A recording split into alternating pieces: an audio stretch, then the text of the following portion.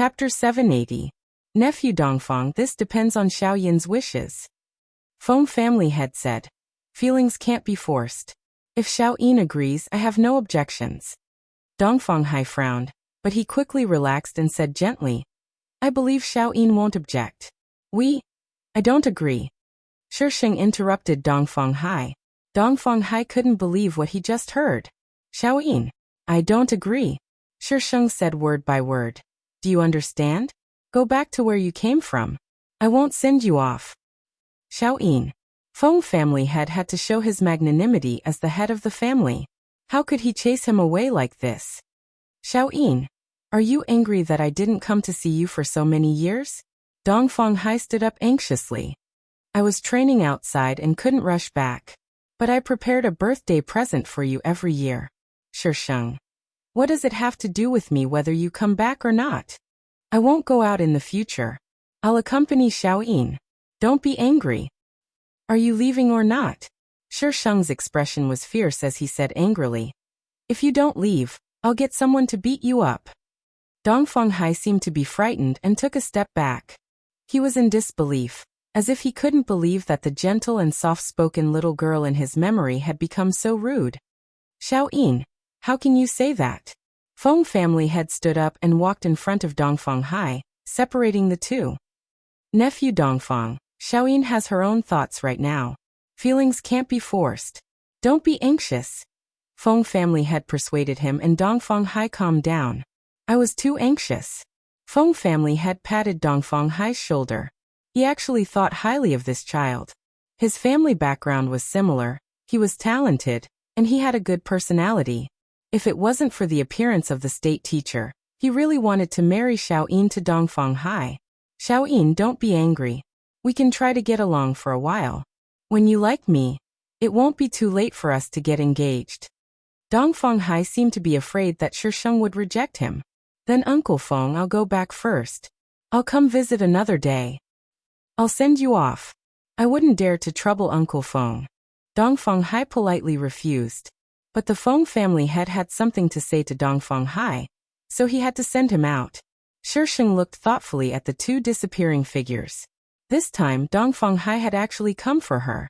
Ever since that day, Dongfang Hai frequently went to the Feng family. The Feng family didn't know whether to stop him or not. After all, he was the heir of the Dongfang family. If he stopped him, wouldn't he be disrespecting the Dongfang family?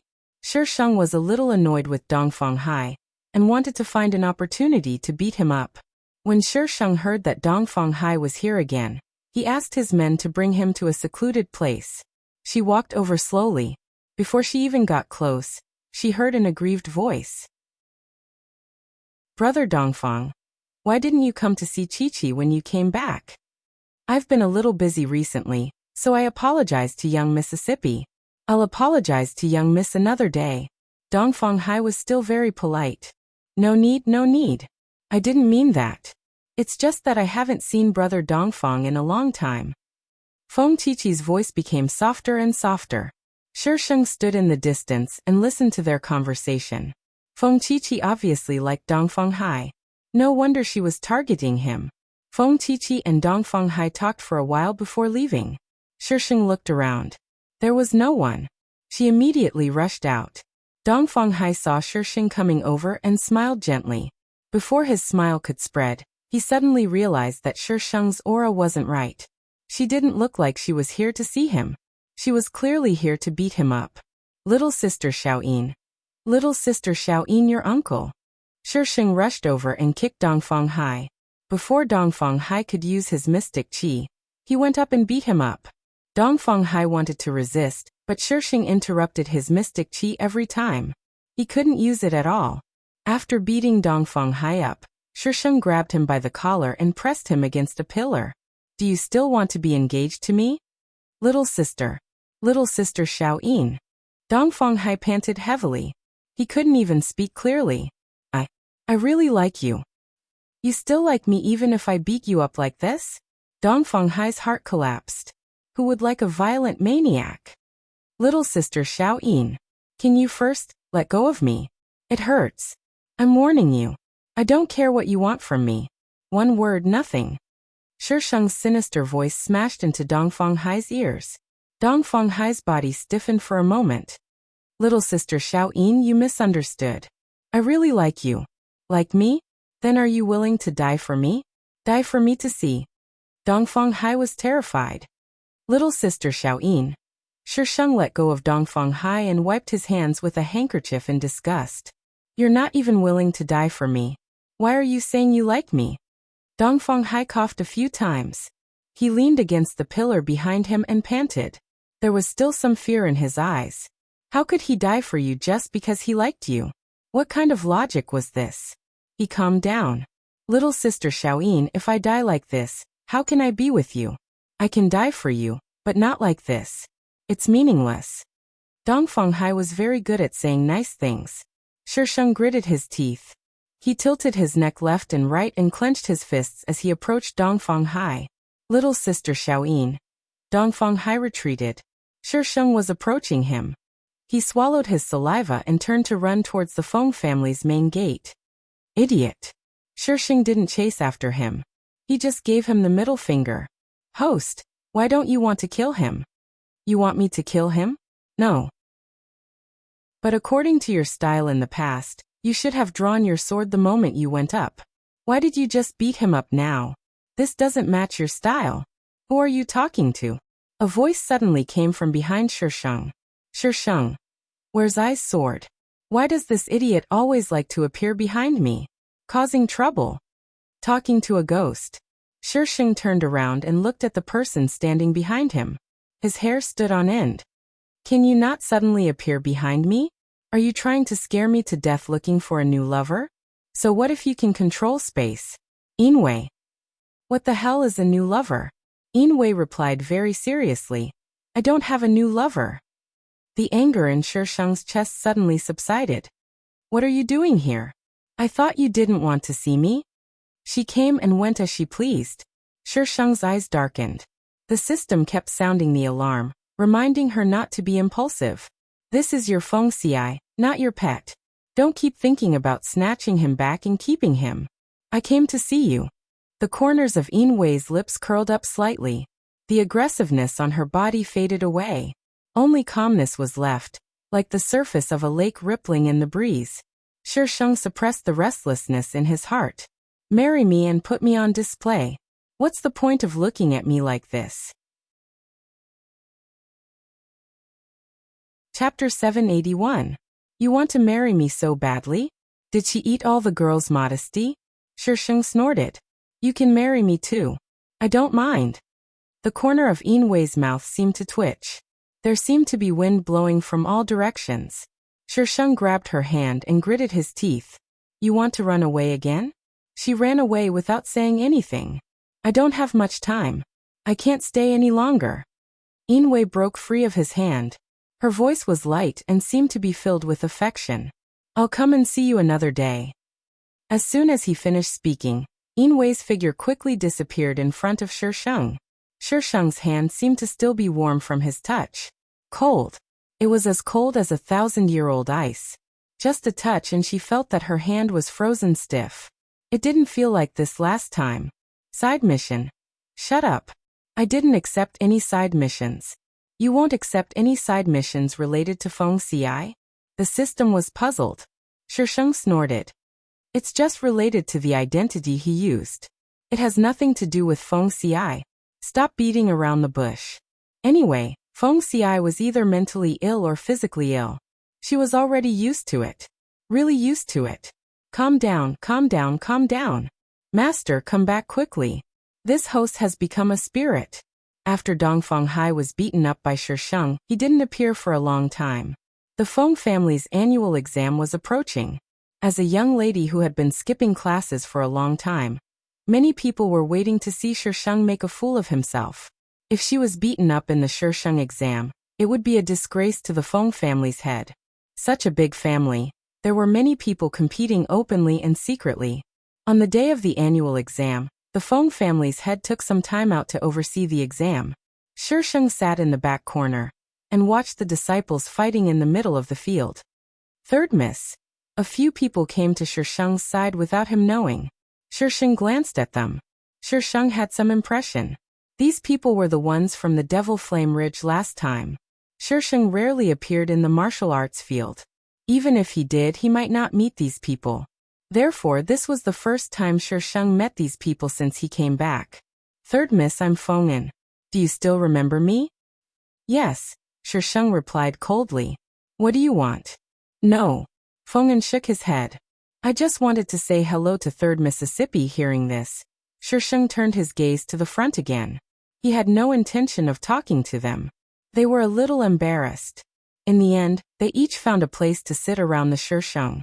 They thought that after what happened last time, Third Miss would at least accept them as her own people. Even if she didn't accept them as her own people, she would at least let them do things for her. But ever since Third Young Miss returned to the Feng family, she seemed to have forgotten about this matter. There were a lot of people taking the test, so the Sheng got bored and took out some sunflower seeds to eat. Is it really okay for the host to change her habits in every dimension? What kind of joke was this about eating melon seeds without saying a word? Also, where did you get the melon seeds? Feng'an and the others were speechless when they heard the sound of her cracking melon seeds. She was actually cracking melon seeds at such a tense moment. Next, when Feng'an was called, he immediately got up and went up. Feng'an's strength was relatively good among the younger generation, so he won easily.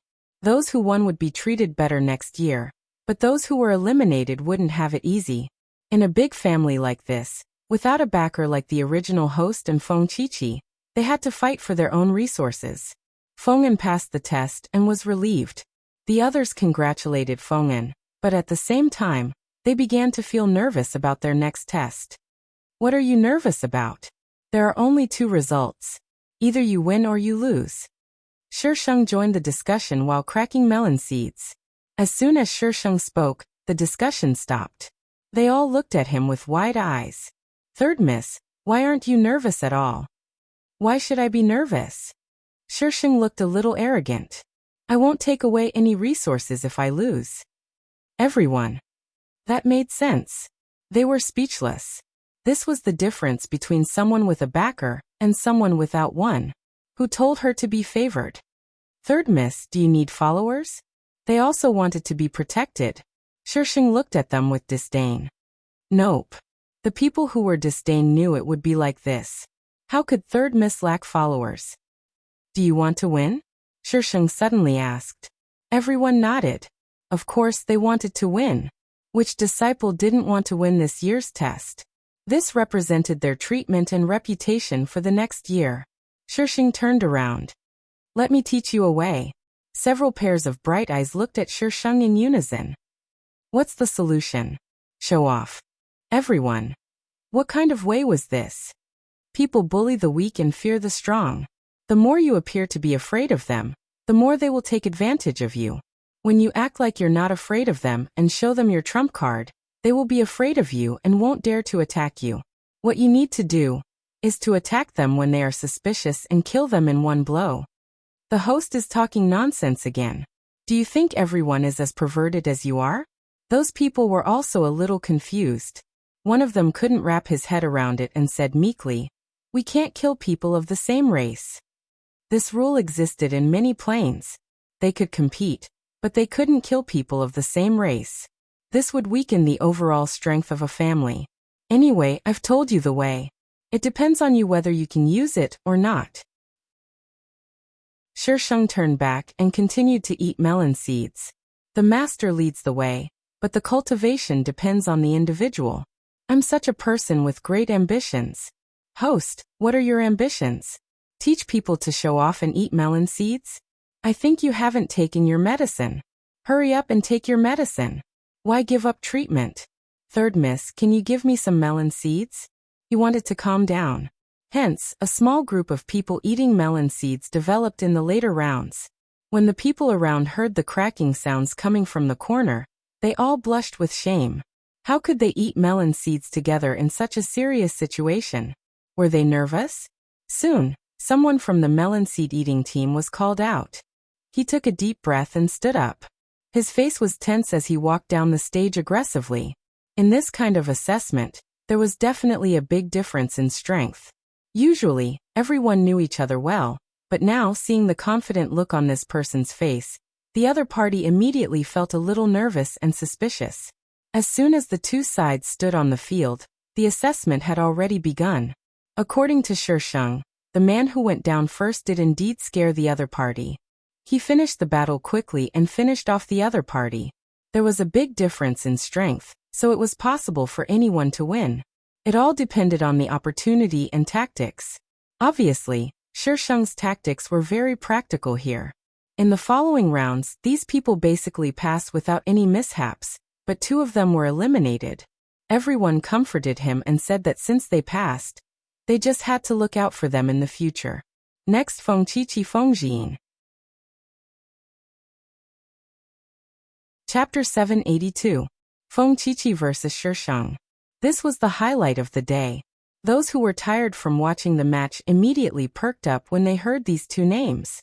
Feng Qiqi had already gone up the stage. However, the other one didn't go up. Shisheng sat at the back like a lord. He had no intention of going up the stage. Why isn't third miss going up? She dares to go up? First miss has been working very hard recently. Third miss doesn't even come to class. Won't she lose face if she goes up? That's true. The discussions in the front kept spreading to the back. There were many nasty words. Anyway, there were many people who didn't like her. More and more people looked at Shisheng's corner. Third miss, it's your turn, Feng'an reminded Shisheng. No, it's boring. The originally noisy space quieted down for some reason the moment Shisheng spoke. Her words were heard by almost everyone present. Third miss, this is the annual exam. You must participate, the elder who was the referee said. Little Een, the Feng family had also called out. I don't want to fight. She wanted to see blood. She wasn't interested in this kind of fight. Feng family head. Didn't she say that she wouldn't lose face in the exam? She directly gave up. Third sister, don't worry. I'll go easy on you. Feng Qiqi stood on the stage and said considerately, I won't fight even if you go easy on me. Third sister, are you afraid of eldest sister? Afraid? When I was acting tough, who knows where she was? She was the ancestor of acting tough. The other party thought that there was a chance. Then why don't you go up? I'm too lazy to go up. Everyone. No matter what these people said, Shisheng refused to go up. Feng Qiqi was a little unwilling. Third sister, this is the family's rule. You can't break it. Seeing that the next wave of persuasion was about to come, Shisheng stood up and left the venue. Quickly go and chase the third miss back. Feng family had berated. His heart was tired. Why was his little Een becoming more and more willful? The Feng family had waved his hand. Let's move on to the next group. Shisheng left the venue and jumped over the wall. She jumped across several courtyards and soon got rid of her pursuers. Stepping on the wall, Shisheng quickly moved forward. The wind blew past his ears, bringing with it a hint of fragrance. The corners of Shisheng's mouth twitched. She couldn't stop in time and crashed into the arms of the person who suddenly appeared. Inwei reached out and held Shisheng's waist. With a few leaps, they landed on an empty path. Inwei saw that the expression of the person in her arms was not good. She quickly explained, I didn't appear behind you. Shisheng. Was there a difference between suddenly appearing in front and behind? Was there a difference? This idiot. Shisheng felt that the hand on her waist was not cold. She reached out and touched it. It was a normal temperature. It was completely different from the last time. Why did you come out? Inwei's gaze fell on her hand. Today's the assessment. What does that have to do with me? Inwei. Every family's assessment was very important. She actually asked what it had to do with her. Shisheng had already taken her hand and looked at it. What was the sentence you didn't finish last time? What sentence? Inwei was confused. I asked you why you won't hurt me. You haven't answered me yet. He had run away from her the last few times they met. The sun was shining brightly, and bits and pieces of light poured in through the dense canopy, landing on his hair and shoulders, making his skin look like white jade. Because, Inwei's voice was clear. I don't want to hurt you. Bullshit. Shisheng looked up. That's not what you wanted to answer me last time. You're smart. Inwei pulled her hand back. Because you're the most comfortable girl I've ever met. What kind of adjective was that? I'm more comfortable when I'm asleep. What are you thinking about all day? Inwei was a little helpless. Didn't I tell you the first time we met? She didn't think about anything. She just wanted to sleep with him. Inwei didn't want to talk about such a frivolous topic with Shisheng. He said softly, "You give me a very comfortable feeling. It's like we've lived together for a long time." He didn't need much time and understanding to accept everything about her. That kind of familiarity that was engraved into his bones and soul. Shisheng had a strange expression. "Then why are you hiding from me?" "I'm not hiding from you." Inwei shook her head. "I have to go." "Wait a minute." Inwei's body froze. Shisheng took out the watch from his space. "Give me your hand." Inwei looked at the thing in Shisheng's hand but still reached out her hand. Shisheng pulled up her sleeve and put on the watch for her. When his fingertips touched her wrist, she felt a bone-piercing chill.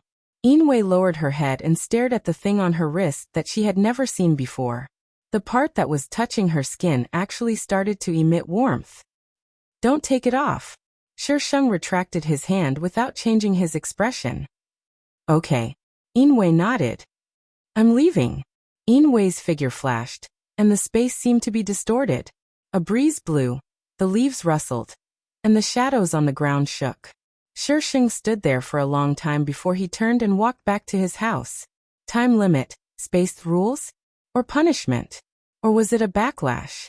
The plot only talked about Inwei and the female lead going against each other. It didn't explain Inwei in detail. But according to the normal setting, unless it was the female lead, other people who had the ability to control space and time would have to pay a corresponding price. The price? The state preceptor's residence. Inwei's figure appeared from the void. Her body swayed and she fell onto the chair beside her. Her face turned pale instantly. The young man beside her immediately went forward. "Sir." "It's okay." Inwei's voice was very soft. "You've been using it too often recently." The young man was worried. "If you want to see third Miss Feng, just invite her over." "Why? She can't come in here." "Sir." The young man didn't understand. There were some bad things in the Grand Preceptor's residence, but it wasn't to the extent that one person couldn't come in. There were so many of them. Could it be that they couldn't protect a girl? Inwei looked at the young man. "Don't act on your own." The young man frowned. "Yes. You may leave." The young man went out with his head lowered. It was dark outside. As soon as the young man went out, a black shadow rushed over and pounced on the young man. The young man glared at it, and the black shadow stopped in midair. Suddenly, a strong wind blew, blowing the young man's thin body into the air. "He's going to die. Ha ha ha, he's going to die, isn't he? Ha ha ha ha, retribution, retribution." "Shut up." The young man scolded. The black shadow became even more arrogant. Her sharp laughter spread in the darkness, and the sound of ghosts wailing and wolves howling could be heard. "Ha ha ha, he's going to die, he's going to die." Chapter 783. The Feng family had told Shisheng about leaving halfway through the annual exam. But it was just a scolding and no other punishment. This degree of spoiling was unparalleled. The Feng family had spoiling of Shisheng naturally caused many people to be dissatisfied. The matter of her in the Devil Flame mountain range was picked up by someone. Rumors spread that she was vicious and merciless. But what Shisheng cared about was not this. Instead, it was that someone was passing on her sword. At that time, the people on the wall probably did not see what broke the defensive array. Only the Feng family disciples below knew. This news must have been spread by the people who were with her at that time. Flip's table. There are always idiots who covet this treasure's beauty. Iron sword. Aren't they coveting me? Master, what are you imagining? It's me, it's me, it's me. Shisheng held down the trembling iron sword. She was not afraid of people coveting her things, let alone this sword. Shisheng thought that this news was only spread within the Feng family. He never thought that this news would spread outside. Everyone said that the Feng family's third young miss had a divine weapon and could easily destroy a city. Outside the Feng manor, there were many people looking over. These people did not forget the matter of the Devil Flame Mountain range. In their eyes, Shisheng was still a sinner. Before, the Feng family head was suppressing them, so these people did not dare to cause trouble. But normally, when they saw Shisheng, they would point at him. But now that there was a profit to be made, these people did not have as many misgivings. How could a sinner have the right to a divine weapon? In a short period of time, this matter got out of hand. People came to the Feng Manor every day. The Feng Manor's security had increased by several times. Now when the Feng family disciples went out, they would be attacked. When a person is controlled by their desires, they can do anything. The Feng family had never thought that something that had happened so long ago would be brought up again. Someone is definitely spreading this on purpose. The Feng family head's people were indignant. This is only the beginning. Next, our Feng family has been through so many years. What kind of hardships have we not experienced? Why should we be afraid of them this time? When a family's power was too great, they would be schemed against. The Feng family had stood at the top of the pyramid for too long, so they definitely had countless enemies. But don't you think this matter is too strange? Someone asked.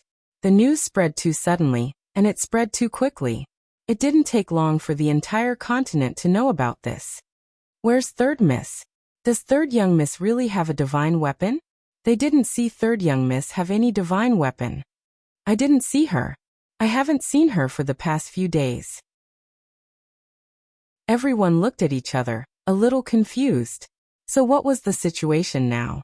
The Feng family head calmly sat on the main seat and calmly ordered, "Go investigate who spread the rumors in the manor." Patriarch, it's not good. A person stumbled over. Third Miss has set up an arena in Splendid House. She said that she would give the divine artifact to whoever wins. What? The Feng family head was shocked, and the chair he was holding cracked. Third Miss really has a divine weapon? Setting up an arena in the Splendid Brothel. What does Third Miss want to do? The others also discussed in low voices. Splendid Brothel. The entire Splendid Brothel was very big. There were small pavilions on all sides, and there was an open space in the middle. Red lanterns hung from the top of the pavilions. There were also red lanterns hanging from the ceiling. At night, the entire Splendid Brothel looked bright red. The open space in the middle was prepared for the contestants, and the pavilions around it were for the spectators. At this moment, Shisheng was sitting in the arena below. People who heard the news came one after another and surrounded Shisheng in the arena. Is she really going to fight in the arena? Does she really have a divine weapon? Why would she take it out if she has one? Is she playing with us? Shisheng sat on the stage and drank tea leisurely, ignoring the discussion below. Feng Jin, what are you doing? Someone couldn't help but shout. As soon as the voice came out, the whole place fell silent. Shisheng put down his teacup and said innocently, "I'm giving you a divine weapon. Isn't that what you want?" Everyone. This was different from what they had imagined. If you have a divine weapon, shouldn't you be hiding it when so many people are coveting it? How dare you take it out so openly? Shisheng pulled out the iron sword and inserted it into the arena. Instantly, a chill spread throughout the arena. Everyone standing close to the arena could feel the chill. The iron sword didn't hide any of its sharpness. Anyone who saw it could tell that it was a rare sword. Is it a divine weapon? I can't tell. I've never heard of such a divine weapon. The iron sword was too ordinary. It looked like a mass-produced weapon that everyone had. If it wasn't for the aura it gave off, no one would pick it up even if it was thrown on the street. Don't question it, Shisheng said loudly. Come look at me. We can discuss it later. Everyone. Do you think this is an auction? This sword is definitely a divine weapon. Calling it a divine weapon is an understatement, so there's no doubt that it's very powerful. If you haven't seen it before, it's because you're inexperienced. Go back and read more books. Don't come out and embarrass yourselves. Iron sword. Why did it feel like it was about to be sold off? Everyone was also dumbfounded. They didn't know what Shisheng was trying to do. Since you say it's so powerful, why don't you show it to us? Someone in the audience questioned. Shisheng sneered. Are you crazy? I didn't sell it to you. Why should I show it to you? There were idiots every year, but there were especially many this year. They were here to snatch something, and now they were asking others to show them how powerful it was. Was their brain filled with tofu? Then how do we know if you're lying to us or not? What conspiracy? Who would take out a divine weapon for others to snatch? Shisheng put his hands on his hips and said angrily, "Did I beg you to come? Did I ask you to snatch something? If you want something and want it to be foolproof, you might as well just lie in the ground. What's the point of living?" The person who was rebuked was speechless. The others didn't dare to ask any more questions. The owner of this divine weapon was a little different from the normal people they had met. But to snatch it or not, Shisheng continued. The rules of the arena are very simple. The sword will belong to whoever successfully defends the arena.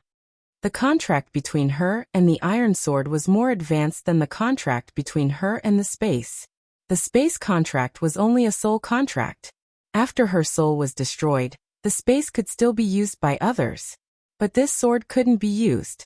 No one could use it except her. If she died, the sword would be destroyed.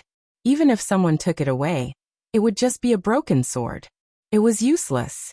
Of course, it could be used as an ordinary weapon. At least it was so sharp. If these people wanted it so badly, then they could come and get it.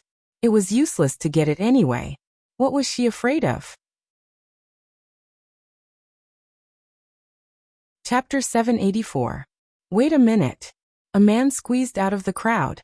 Third Miss Feng, may I ask what the name of this magical weapon is? Name? What should I call it? The iron sword. Master, don't randomly change my name. My original name is very noble, really. Shisheng thought for a moment, then said a few words. Peerless sword. Everyone. Why did he think for so long? Did he just casually give it a name in front of them? This name was too random. I'll add one more thing. If you're killed, I won't be responsible. If anyone dares to ask me to take responsibility, I'll be responsible for your family reunion. Shisheng laughed sinisterly. After saying this, he jumped down from the ring. Let's begin. She didn't take the iron sword away. Everyone looked at the chilling iron sword on the stage at the same time. She just put the sword on it. Why didn't this girl follow the rules? The space froze for a moment, and no one moved. Shisheng went upstairs and sat in the best viewing area. Finally, someone couldn't help but jump into the ring. He didn't fight, but directly went to grab the iron sword.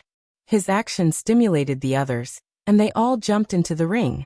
Feng family had rushed over with his people, and saw everyone jump into the ring. Then, in the next second, they were all bounced off at the same time and smashed into the surroundings. His daughter leaned on the windowsill upstairs and looked down with a smile. She said maliciously, "If you don't follow my rules, you have to pay the price. Do you really think it's so easy to take this thing?" The people who were bounced off didn't know what was going on. They jumped up, but before they could stand firm, they were bounced off in the next second. The force that bounced them off was swift and majestic. There was no way to resist. Only then did everyone look upstairs in shock. She dared to put the sword there. How could she not be prepared? Feng family had took advantage of these people's distraction, and went upstairs with his people. Xiaoyin, what are you doing? Feng family had pulled Shisheng from the windowsill. Do you know the consequences of doing this? Father, they want it, so I'm giving it to them. What's wrong with that? The Feng family head was so angry that he gasped for breath. You're making trouble. Shisheng spread his hands and said, I can't take it back now, so I can only continue to mess around. The Feng family had looked at the people below who were unwilling to give up. They continued to fight for the iron sword on the stage, but they were still sent flying. The announcement had already been made, and the dueling ring had already been set up. Those who had heard the news were already making their way over. It was indeed impossible to take it back now. The head of the Feng family felt that he needed to have a good talk with the Shisheng. You guys go out first. The others looked at each other and left the room one by one. After the door was closed, only Shisheng and the Feng family head were left in the room. The Feng family head took out a stone from his sleeve and placed it on the table. The stone emitted a faint light. Like the light of a firefly, it could be extinguished at any time. Little Een, tell me honestly, what did you experience in the Devil Flame Ridge? Shisheng glanced at the stone. You didn't experience anything. If you didn't experience anything, where did that sword come from? Why did your personality change so much? The Feng family had looked at the stone, and a faint light flickered in his eyes. Your soul lamp is about to go out. Her soul lamp was getting weaker by the day. Little Een, do you know what it means when your soul lamp goes out? Death, Shisheng answered softly. You have to tell me what happened in the Devil Flame Ridge. Only then can I save you. He had been thinking about this question recently. What had caused her personality to change so much that her soul lamp was about to go out? The only thing he could think of was the Devil Flame Ridge. The Devil Flame Ridge was mysterious and unpredictable. Anything could happen there. He had asked the disciples who had come out of the Devil Flame Ridge. It was there that they had met the level 5 Xian beast. After they had separated and met again, she had become a little different. Shisheng sat down and rested his chin on his hand. But I'm fine. The one who had died was Feng Jian. Perhaps it was because of her arrival that the original Feng Jian's body didn't extinguish her soul lamp immediately. The Feng family had choked. This was even stranger. There was nothing wrong with her body. In fact, she was more normal than anyone else. The weaker the soul lamp, the weaker the person's vital signs would be. However, the girl in front of him didn't look like someone who was about to die. Then why did your personality change so much? With the soul lamp and soul stone as evidence, the Feng family head had dispelled the suspicion that his daughter had been swapped. However, he still couldn't understand why she had changed so much.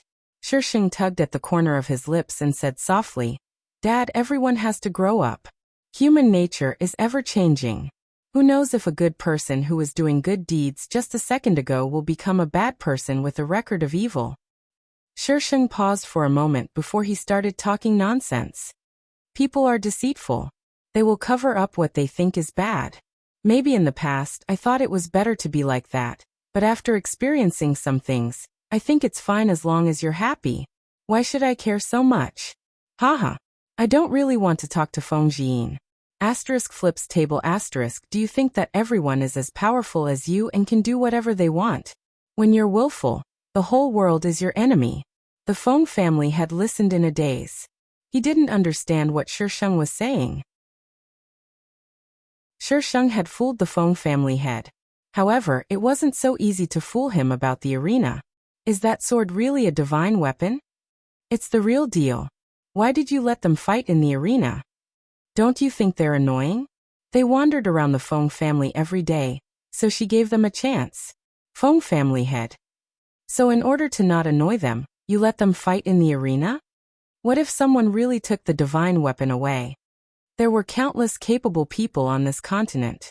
If they took it away, then so be it. We can just snatch it back. Even Feng Ci couldn't snatch it away. How could these idiots snatch it away? The Feng family had choked. Easy for you to say. Do you think it'll come back if you shout? If Shisheng knew what the Feng family head was thinking, he would definitely reply with a serious tone. Yes, it can. No matter what the Feng family head said, Shisheng had something to say that he couldn't say a word. The arena had already been set up. If it was forcefully cancelled, these people would probably directly rush to the Feng family and slaughter them.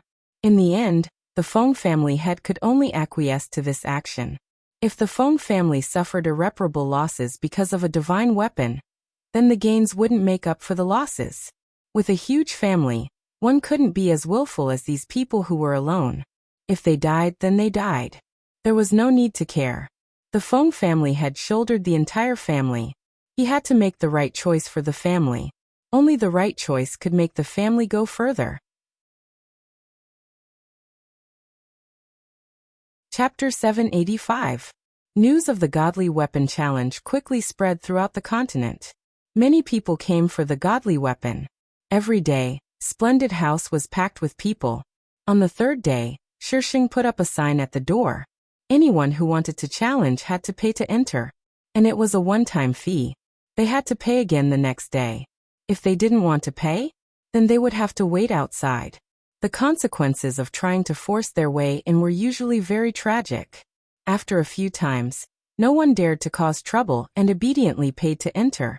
After giving Splendid House a share, the Feng family made a lot of money every day. This way of making money was amazing. The system even suspected that Shisheng took out her stupid iron sword just to make money. Shisheng didn't come every day. She would occasionally come to Splendid House to take a look. Come, place your bets. Shouts came from below Splendid House. When Shisheng walked over, these people automatically made way for her. She looked at the people on the table and placed her bet on one person. As soon as she placed her bet, others immediately placed their bets on another person. This third miss had never won a bet. Whoever she bet on lost. Shisheng ignored these people's gazes and went upstairs to her usual room. When she opened the door, she saw a purple figure standing in front of the window with his hands clasped behind his back. This was the first time they met since Shisheng gave him the watch. Shisheng closed the door. Why are you here? Yinwei didn't turn around. She continued to look down. It should be very important to you. Why did you take it out? It is very important. Without it, it wouldn't be good to show off. This treasure is my tool to show off. How could it not be important? Iron sword. Haha, in the end, I'm just a tool for you to show off. If I don't take it out, these people won't stop. Shisheng walked to his side. Do you think anyone can steal it from me? What you want to do is not limited to this, right? Although Yinwei used a question, her tone was declarative. Shisheng's calm eyes rippled. You know me that well? Yinwei turned around and stood face to face with Shisheng. What do you want? I'm going to do something big. I'm going to conquer the Sea of Stars and marry a fair, rich, and beautiful woman. Bah. I'm going to marry you. The host is going to cause trouble. Previously, it had guessed that she would use this method to earn money. It was too narrow-minded. How could the host be so bored as to make such a big fuss just to earn money? Yinwei's fingertips were a little cold. He shrunk his hands into his sleeves. There are divine guards in every city. I will pass down the order. They will listen to you. He didn't ask her what she was going to do. He just gave her all his power. You're not going to keep me? What happened to true love? Bad review. You'll come back. He knew that she would. Then, Shisheng moved closer to Yinwei.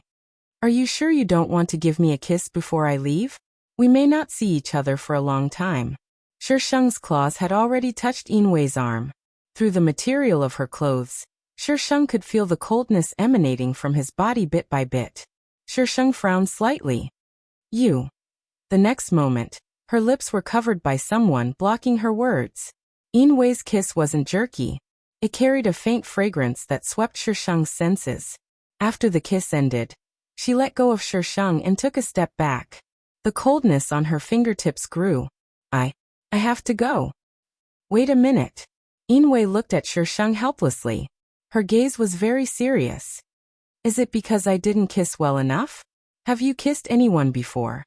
Feng Xi's kissing skills in the past were simply unbearable. How did he learn it without a teacher this time? Yinwei immediately shook her head. Only you. He had dreamed of her countless times. The only difference was that he couldn't see the person's face in his dreams clearly. He only remembered the feeling she gave him. So when he saw her for the first time, he knew it was her. Shisheng took out a piece of jade from his space. It can suppress your bodies, he paused. Seal. Yinwei stared blankly at the jade in Shisheng's hand. It was completely black, but it emitted a gentle force. Even from a distance he could feel that his body was much better than before. When did you know? Shisheng placed the jade in her hand. I entered the state preceptor's residence before. You just didn't know. After he left last time, she went to the state preceptor's residence to take a look. Previously, she thought that his body was the price he paid for using the power of space. But when she saw the thing in the state preceptor's residence, she knew that she was wrong. It was the seal. With his body as the seal, he couldn't leave the state preceptor's residence for too long. Otherwise, the thing in the residence would break the seal. And the 2 kirans he gave her were the things that kept him alive. If the kirans were destroyed, he would die. At that time, he said those words. I've already given myself to you. Shisheng reached out and wrapped her arms around his waist, pressing against his chest. Wait for me to come back. Inwei allowed her to hug him. You're going for me? Inwei suddenly grabbed Shisheng's arm, as if she had figured something out. I won't allow you to go. I have to go, but it's not just for you. I have my own purpose. Shisheng's expression was indifferent. It's not as simple as you think. Inwei shook his head. Don't go. As long as I don't leave the state preceptor's residence, I'll be fine. Inwei's body was getting colder and colder. His time was almost up. Seeing that Shisheng didn't speak, Inwei gritted his teeth and hugged her. Both of them disappeared at the same time. When they appeared again, they were already in the state preceptor's residence. The room wasn't very dark, but it was pitch black outside. Inwei's face was pale as she let go of Shisheng. I'm sorry, I can't let you go. Shisheng looked around the room curiously. The state preceptor's residence can't stop me. If I want to go, I can definitely go. Inwei held onto the table beside him. His breathing was a little unstable. Shisheng retracted his gaze and went forward to support him. Are you feeling very uncomfortable? Inwei shook his head. I'm fine. Shisheng asked him to sit down and poured him a glass of water. Is there something wrong with you? If those things are willing to harm the outside world, then let them. Why did you seal them? You even made yourself look like this. How did he look like a villain? Alright, actually, Inwei was quite impressive outside. I'm not as good as you think. Inwei looked at the rippling water, and his voice was a little low. I think so too. Shisheng sat beside him. So what was your original purpose? To use them? Or to subdue them for your own use? Demons were a necessity in a fantasy world. If they were used well, it wouldn't be a problem to dominate the continent. But if they weren't used well and took the opportunity to bite back, then they would also suffer. Just look at this idiot in front of her. You said that I understand you. Don't you understand me too? Because we're a match made in heaven. Chapter 786. Inwei looked at the girl opposite her. He didn't want to bring her here, but in the end he still brought her in. Sir, are you back? A voice suddenly sounded outside the door. Then the door was pushed open. The young man came in from outside. When he saw Shisheng, he was slightly stunned. Then he bowed slightly. Third Miss Feng. Didn't Sir say not to let Third Miss Feng in? Why was the Feng family's third young miss here? Prepare a clean room. Inwei ordered the young man. Activate all the arrays. Also keep an eye on her. Don't let her out of the state preceptor's residence. Shisheng glared. You really won't let me out? No. But, I feel terrible. Inwei's face turned even paler. I feel terrible. Shisheng. The young man. Sir, where's your integrity? The young man felt that he should leave quickly. He ran out quickly and closed the door. Inwei reached out and grabbed his hand. I will feel terrible if I can't see you. Can you not go? Shisheng was silent for a moment. It's okay if you don't go. Sleep for me. Inwei frowned. Can I not sleep? Then I'll go. Shisheng got up and was about to leave. Inwei tightened her grip. Okay. When Shisheng woke up the next day, he found that Inwei was gone. He got out of bed and got dressed, preparing to go out and look for her. When he reached the door and pulled it open, he was completely dumbfounded. He couldn't open it at all. Shisheng had a bad feeling. He tried again. Indeed, he couldn't open it. This idiot was amazing. Did he think that a lousy room could lock her up? Where was I's sword? Sword. Shisheng was silent. He turned around and looked for a window. However, there were no windows in this room. Knock, knock, knock. Shisheng knocked on the door. Inwei, get out here right now. The space distorted slightly. Inwei's figure appeared in front of Shisheng. He was only wearing a single shirt. His hair was still wet. Shisheng grabbed Inwei's collar and said fiercely, Are you trying to lock me up here? This idiot was going to heaven. Inwei lowered her head and reached out to hold her hand. The corners of her lips curled up. Don't you want to be with me? I'll satisfy you now. Fuck. Who the hell wants you to be so satisfied? A dark light flashed in Inwei's eyes, and he pulled her towards him. His broad and warm hand held her waist, and his flirtatious breath blew on her face. Or are you saying that you regret it? Regret my ass. Shisheng pushed him away angrily. Open the door. You're so powerful that you want to ascend to the heavens. Inwei turned around and snorted softly. No. Want to get out? No way. Inwei. Shisheng chased after her. Do you believe that I'll kill you? Inwei sat on the edge of the bed and pulled open his shirt, revealing his firm chest. He lowered his head slightly. I feel very good to be able to die with you. He took off his clothes and presented himself naked in front of Shisheng. He picked up the dry clothes on the bed and began to put them on. Shisheng gritted his teeth and grabbed the clothes in his hands. What are you wearing? Don't wear them if you dare. Inwei. He raised his head. I don't have to wear them when I'm with you, but he looked outside, and there was a knock on the door at the right time. Shisheng threw the clothes at him. This idiot wasn't shy at all. However, what Shisheng didn't know was that Inwei's heart couldn't calm down at all. He took a few deep breaths and slowly put on his clothes. Don't even think about going out. If you dare to go out, I'll come and find you. You're threatening me. Shisheng glared at her. Inwei reached out and touched her face. I just don't want you to put yourself in danger for me. You're very important to me. Even if I use my life to exchange for you, I won't hesitate. So, I can't let you go. Shisheng. Flirting my ass. I'm not going. Let me out. Shisheng surrendered. Inwei chuckled and disappeared in front of Shisheng. Shisheng. You're so smart, idiot.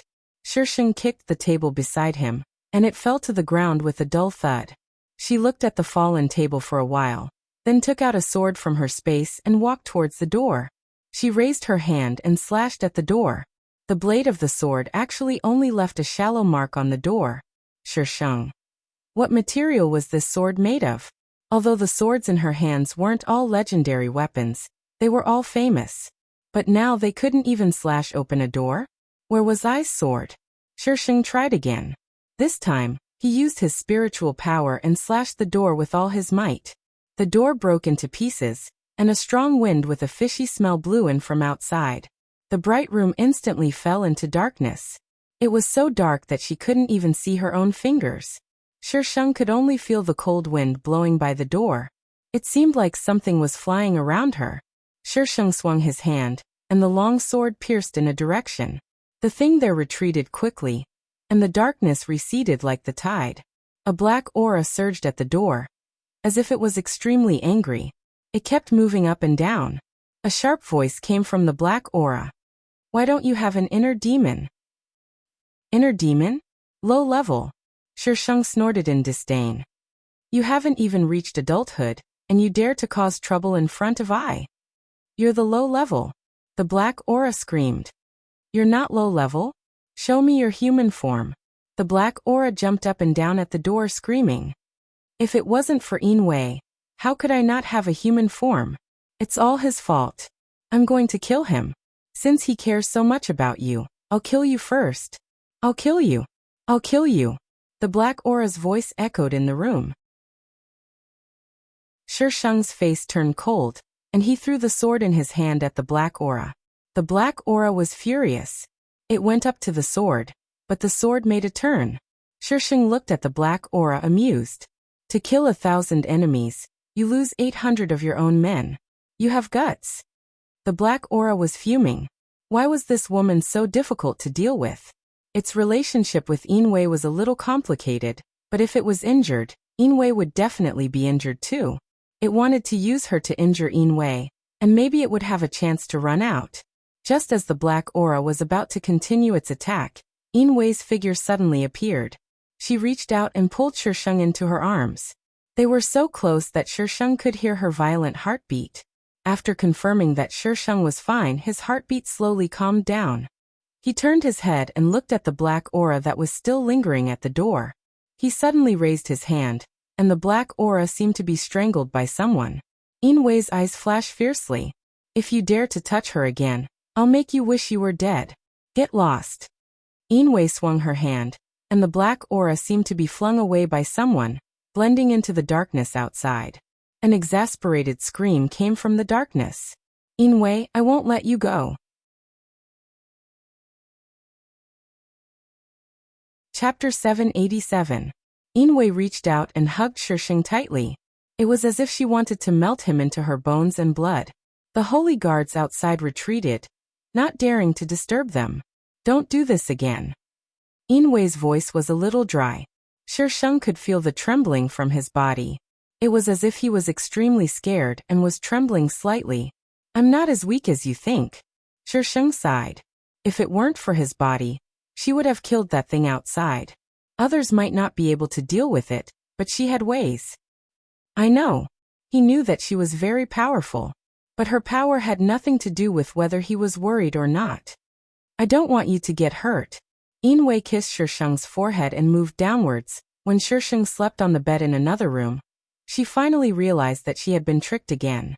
What happened to going out? This idiot had learned how to seduce him. No. Shisheng pushed Inwei away and was about to go down when Inwei pulled him back and pinned him down with her long legs. He buried his face in her neck and his voice was a little hoarse. Where do you want to go? I want to kill someone to calm down. Let go of me first. You want to leave me? No. You are. I'm not. Inwei didn't say anything. Shisheng waited for a while, but he didn't hear anything. He was about to get up again when he felt a pain in his shoulder. His teeth bit the flesh on her shoulder. It hurt a little. Shisheng even smelled blood. King bit her again. Ah. Was he born in the year of the dog? This idiot. He was furious. Inwei licked the place where he bit her with the tip of her tongue. Shisheng's body trembled slightly. Don't think about leaving. I won't allow it. Shisheng. For the next period of time, whenever Shisheng showed signs of wanting to leave, Inwei would immediately use her body to do unspeakable things. If she really couldn't do it, she would King force. After being beaten up by Shisheng, he pretended to be sick. To be honest, this was the first time Shisheng felt that his wife was difficult to deal with. Be reasonable. Shisheng looked at the person who was pretending to be sick on the bed. I's going to do something serious. I'm here for serious business. Inwei's face was serious. Shisheng's chest heaved up and down a few times. He paced back and forth beside the bed with his hands on his waist. He gritted his teeth and said, You're here for business, right? Fine. I will get down to business today. Shisheng got on the bed and pulled Inwei's clothes while saying, If I don't sleep with you until you can't get out of bed, I'll change my surname to yours. Shisheng said that he would make Inwei unable to get out of bed, so he would definitely do it. Both of them had spiritual power and were completely suitable for dual cultivation. However, the Shisheng did not allow Inwei to use her spiritual power. Without spiritual power, a person's physical strength and energy were limited. Inwei could not hold on any longer. The Shisheng was concerned about his health after all, so he didn't torture him too much. While Inwei was resting, Shisheng sneaked out of the room. The state preceptor's residence was huge and dark. Only the corridor was lit up. Only the specially trained divine guards could enter the residence. If ordinary people entered, they would be trapped by their inner demons.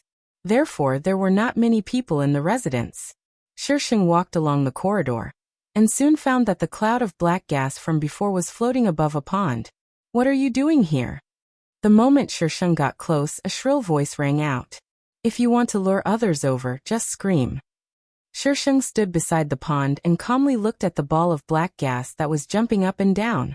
The black gas flew left and right and suddenly approached Shisheng. What are you? Why didn't she have an inner demon? Even Inwei had one. Why didn't she? You're the damn thing. Shisheng glared at her. The black gas twisted in her eyes and formed all kinds of shapes. You won't have a good ending if you stay with him. If you leave him, I won't kill you. Is that so?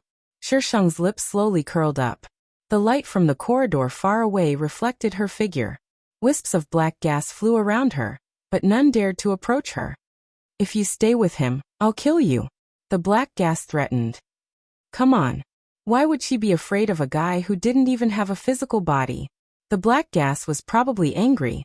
Coupled with the previous incident, it floated up and down in front of Shisheng and suddenly rushed towards her. It wanted to kill this woman. It wanted Inwei to regret it for the rest of his life. Ha ha ha. Shisheng leaned to the side and avoided the attack of the black gas. The black gas was a ball of gas and couldn't be caught. However, spirit chi was also a gas. Shisheng and the black gas tangled at the edge of the pond. The spirit chi slowly forced the black gas to a corner. When the black gas realized it, it was too late. The spirit chi turned into a long rope and tied it up tightly. Who are you? Shisheng rolled her eyes at the black gas. I'm your ancestor. She raised her hand and there seemed to be a flash of light in her hand. The black gas instinctively sensed danger. In the next second, it felt that something was sucking it. It couldn't control itself and went in that direction. The black gas was completely absorbed. The surrounding darkness weakened a lot. It was foggy, and the buildings could be vaguely seen. What is this place? Let me out. Let me out. The black gas was trapped in a narrow space. No matter how it struggled, there was no response. Shisheng looked at the black jade in her hand. Stay here. The more you use your power, the weaker you will be. What do you want to do? The black gas seemed to calm down. Submit to him. Impossible. The black gas continued to scream. If it submitted to that man, it would disappear. Stop dreaming. Even if I disappear, I will take him with me. I won't let him go. Then you can stay inside. Shisheng harumphed coldly. Shisheng sneaked back to the room. Inwei was still asleep. She climbed into his arms and put the black jade back on him. Inwei woke up from his dream. His eyes opened abruptly. He saw the person lying beside him. He was slightly relieved. She didn't leave. Master. Something happened. A voice suddenly sounded in Inwei's ears. He looked at Shisheng and gently put her down. Then he got off the bed. When he stood on the ground, he almost lost his balance. He circulated the spiritual power in his body a few times before he recovered. He opened the door and went out. The young man and a few people from the divine guards were waiting outside. They all looked nervous. When they saw him come out, they seemed to be relieved. Inwei raised her eyes and looked over. The Imperial Preceptor's residence that used to be pitch black was now shrouded in a layer of fog. It was no longer pitch black. It was like the morning when the sky had just brightened. The thin fog shrouded the building, making it indistinct. It's gone. The young man lowered his head. Master, is your body? Inwei frowned. My body is fine. The young man looked at Inwei up and down. His face was normal. It seemed that he was really fine. But that thing had disappeared. Master. Then what was going on? Why did it suddenly disappear?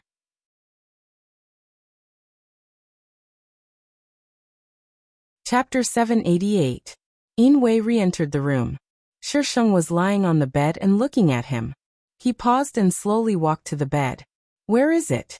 It wouldn't have disappeared for no reason. The only thing he could think of was her. Last night. Inwei suppressed the feelings in his heart and tried not to think about those indecent things. Shisheng blinked. Guess. Inwei pulled him out of the blanket. Are you okay? Shisheng climbed into his arms. You're alive and kicking. Very good. Where is it?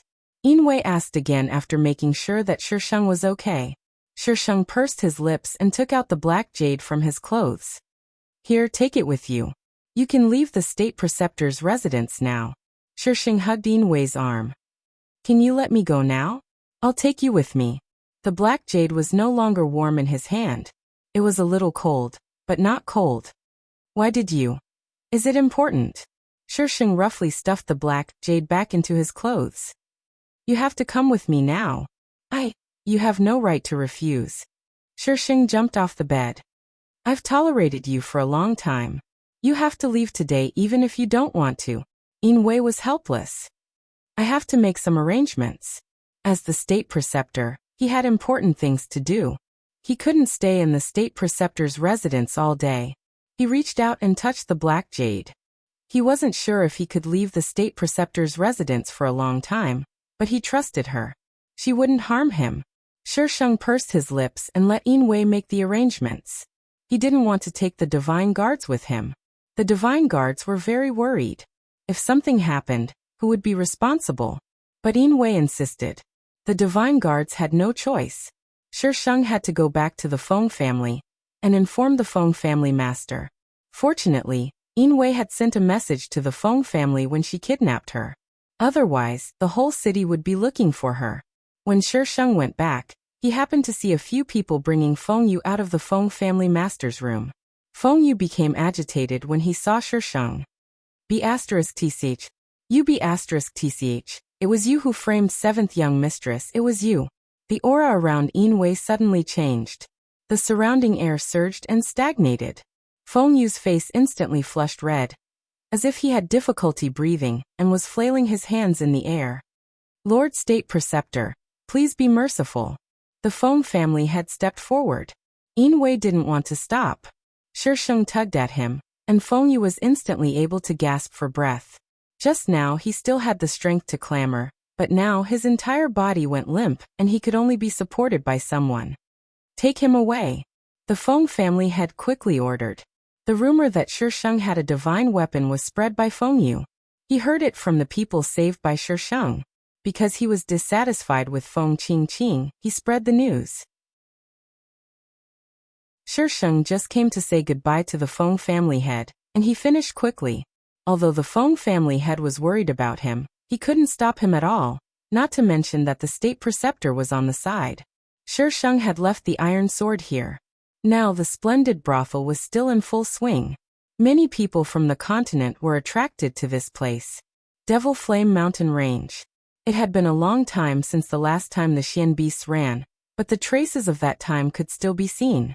Yinwei thought that she came for her, but she found that she really thought too much. She came for the Xian beasts. She blew up the leaders of the Devil Flame Mountain Range, cleaned them up, and sat down to talk. Then they reached an agreement. They led the army to help her take over the continent, and she helped the Devil Flame Mountain Range set up a formation that humans couldn't enter. The Xian beasts hated humans, but humans always wanted to hunt them. How could they not be moved by Shisheng's conditions? If humans couldn't enter the Devil Flame Mountain Range, they wouldn't have to be afraid of being hunted by humans. But they were also worried. Even if Shisheng couldn't do it, they still had worries. Shisheng very generously helped them set up the formation. The Devil Flame Mountain Range was too big, so they needed the help of the Xian beasts. Shisheng told them how to place the Jingshi, but Shisheng had to draw the formation himself.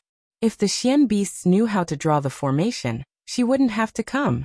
The formation surrounded the entire Devil Flame Mountain Range, and Shisheng and Yinwei spent almost half a year inside. I've done what I promised you.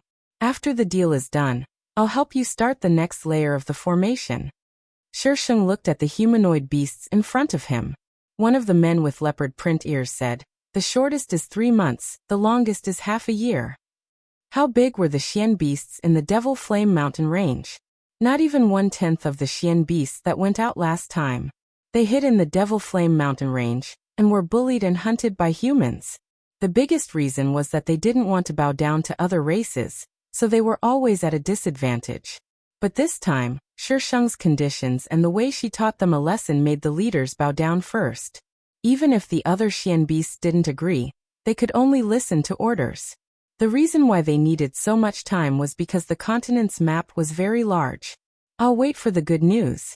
Shisheng held Yinwei's hand, and left the Devil Flame Mountain Range. After she left, the humanoid beasts heaved a sigh of relief. This little girl is very powerful. What if she goes back on her words? No, if she wanted to rule the Devil Flame Mountain Range, she could have forced us to contract with her. If she had contracted them, she could have commanded all the Xian beasts in the Devil Flame Mountain Range.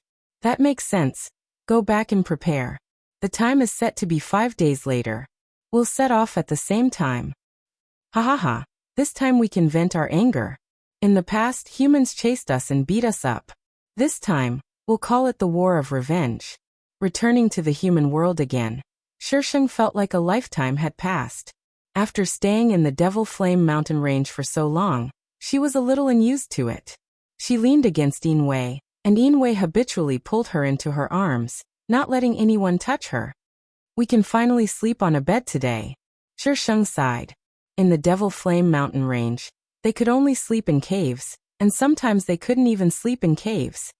Yes, we can sleep. Yinwei nodded seriously. Shisheng looked at him strangely. Why do I find that you've become more and more naughty recently? Yinwei lowered his eyes slightly, allowing Shisheng to see the gentleness and adoration in his eyes. I'm only naughty with you, Shisheng. Teasing I again. Let's fight in bed tonight. The Xian Beast army attacked the three empires at the same time.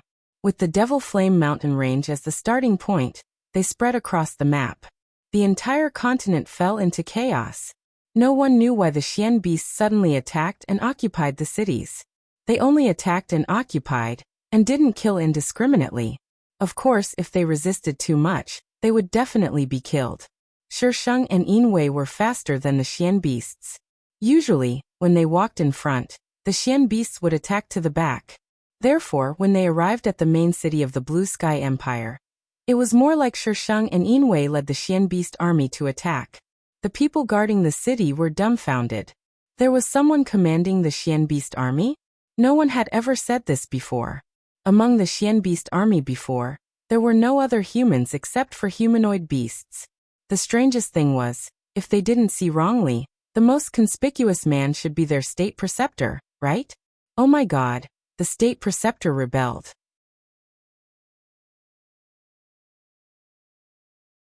Chapter 789. Because of the Iron Sword, many strong people on the continent were attracted here, so this was the final main battlefield. When the Divine Guards received the news, they ignored the people in the city and quickly led their people out of the city. They stood respectfully behind Yinwei. Her white clothes were very eye-catching among the group of Xian Beasts. The city wall was overcrowded at this time, and they were discussing below. They were fighting for the divine weapon here, but the owner of the divine weapon had already swept across the continent with Xian Beasts, and was about to unify the continent. So what was the use of fighting for such a divine weapon? Why was the plot developing so strangely? The host didn't follow the script. The female lead hadn't been tortured yet. She hadn't taken revenge yet. Why did you conquer the continent first? You should have conquered the continent last. Furthermore, this method of subjugation was something that it had never expected. The host's style was getting weirder and weirder. She would destroy the script without saying anything. Just as everyone was discussing fervently, a group of people climbed up the city wall, and the others immediately made way for them. The leader was wearing a bright yellow dragon robe. He should be the emperor of the Blue Emperor. The Feng family had followed beside the emperor and looked directly at Shisheng below. The Feng family head was on the verge of collapse. His little Yin actually brought the Xian Beast army back. The emperor scolded with a sullen face. State preceptor, what do you mean by this? It's what the emperor saw. Yinwei's voice wasn't loud, but everyone on the city wall heard it. The state preceptor really rebelled. The emperor had been guarding against the state preceptor's rebellion, but he didn't expect him to bring the Xian Beast army back to rebel. How was he supposed to guard against this? That was the Xian Beast army. It wasn't one or two, nor was it a group. It was a F***King army. From the city wall, the black mass of Xian Beasts couldn't be seen at all. They directly crushed the humans in terms of numbers. How were they supposed to fight? The emperor was so angry that he was about to have a heart attack. Why didn't anyone say that the Xian Beast army was led by the state preceptor? What were the spies doing? It wasn't that no one saw it, but in front, Shisheng and Yinwei didn't walk with the Xian Beasts at all. They only met up here. Great Master Qingfeng. Suddenly, a series of voices sounded from behind the emperor. A fair-skinned young man walked up calmly. There was also a man beside him. He was wearing a mask and exuded a cold and unapproachable aura. Most of the people present knew him. Helian Yu. They were both monarchs, but he was not in charge of Scarlet Flame's side. Instead, he was here accompanying such a young master. Emperor, Feng Clan head. Great Master Qingfeng. The monarch's expression softened a little. This young master was very popular recently. Not only was his strength shocking, but he was also a good alchemist. Many great clans were scrambling to rope him in, and the imperial family was naturally no exception. But before the results were out, the Xian Beasts had started to attack and occupy human cities. This great master Qingfeng was the cross-dressing Feng Qingqing. Feng Qingqing looked at Shisheng standing below, and a strong hatred appeared in her eyes. Ha! Everyone is here. Shisheng smiled with squinted eyes. Since the male and female leads were both here, it was a good time to break up the couple. Host, how do you dismantle it? Tear him apart? Feng Qingqing didn't know what she said to the monarch, but the monarch nodded in agreement. The people on the city wall immediately moved. The Feng clan head was a little anxious and kept talking to the monarch. At first, the monarch was a little shaken, but after Feng Qingqing said something, the monarch immediately became firm. Shisheng licked the corner of his mouth and his fingers moved slightly. The iron sword, which had been standing in the splendid building, suddenly soared into the sky and soared into the clouds. The people still in splendid brothel were all stunned. The iron sword cut through the sky and fell with great momentum. A tyrannical air current swept across the city wall. The people on the city wall all retreated a few steps. They naturally recognized the iron sword. This sword had stood in splendid brothel for so long, but no one had taken it. It wasn't that no one had one, but that no one could pick it up. No matter how hard they tried, they couldn't move it at all. Everyone steadied themselves and looked at the iron sword that was floating in the air below with different expressions. She left the iron sword here. Everyone thought that she was afraid that she couldn't protect the divine weapon. Who knew that she wasn't afraid at all? Even if she left it there for you to take, you wouldn't be able to. Shisheng took the iron sword and waved it in the air. The catfight was about to begin. You don't need to do anything. Yinwei suddenly stepped forward and pressed down on Shisheng's hand. Don't dirty your hand. He gestured to the divine guards behind him, and the divine guards immediately disappeared. Immediately after, chaos broke out on the city wall. White figures flashed through the crowd like ghosts. They acted too quickly. The people on the city wall didn't even have time to react before many people fell to the ground.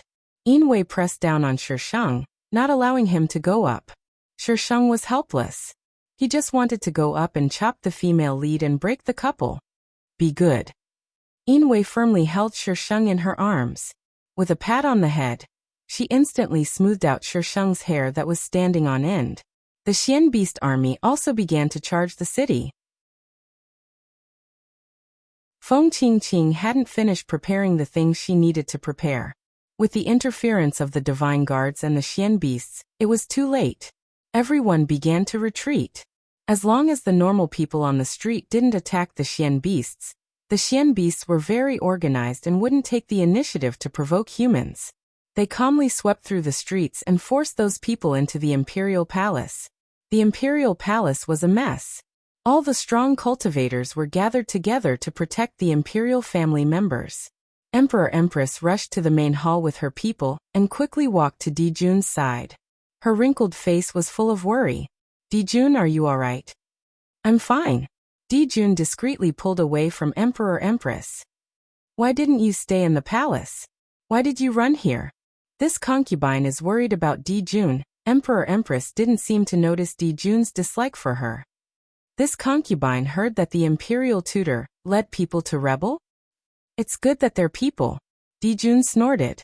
The imperial tutor's divine guards were already hard to deal with. These people had almost infiltrated the entire Songlan Empire. Now they weren't just facing the divine guards. There was also an endless Xian Beast army. Emperor-Empress' eyes turned. This concubine heard that the imperial tutor and the Feng family's third young miss have a close relationship. This time, the Feng family's third young miss and the imperial tutor are rebelling together. The Feng family. Dijun suddenly looked at Emperor-Empress. What time is it now?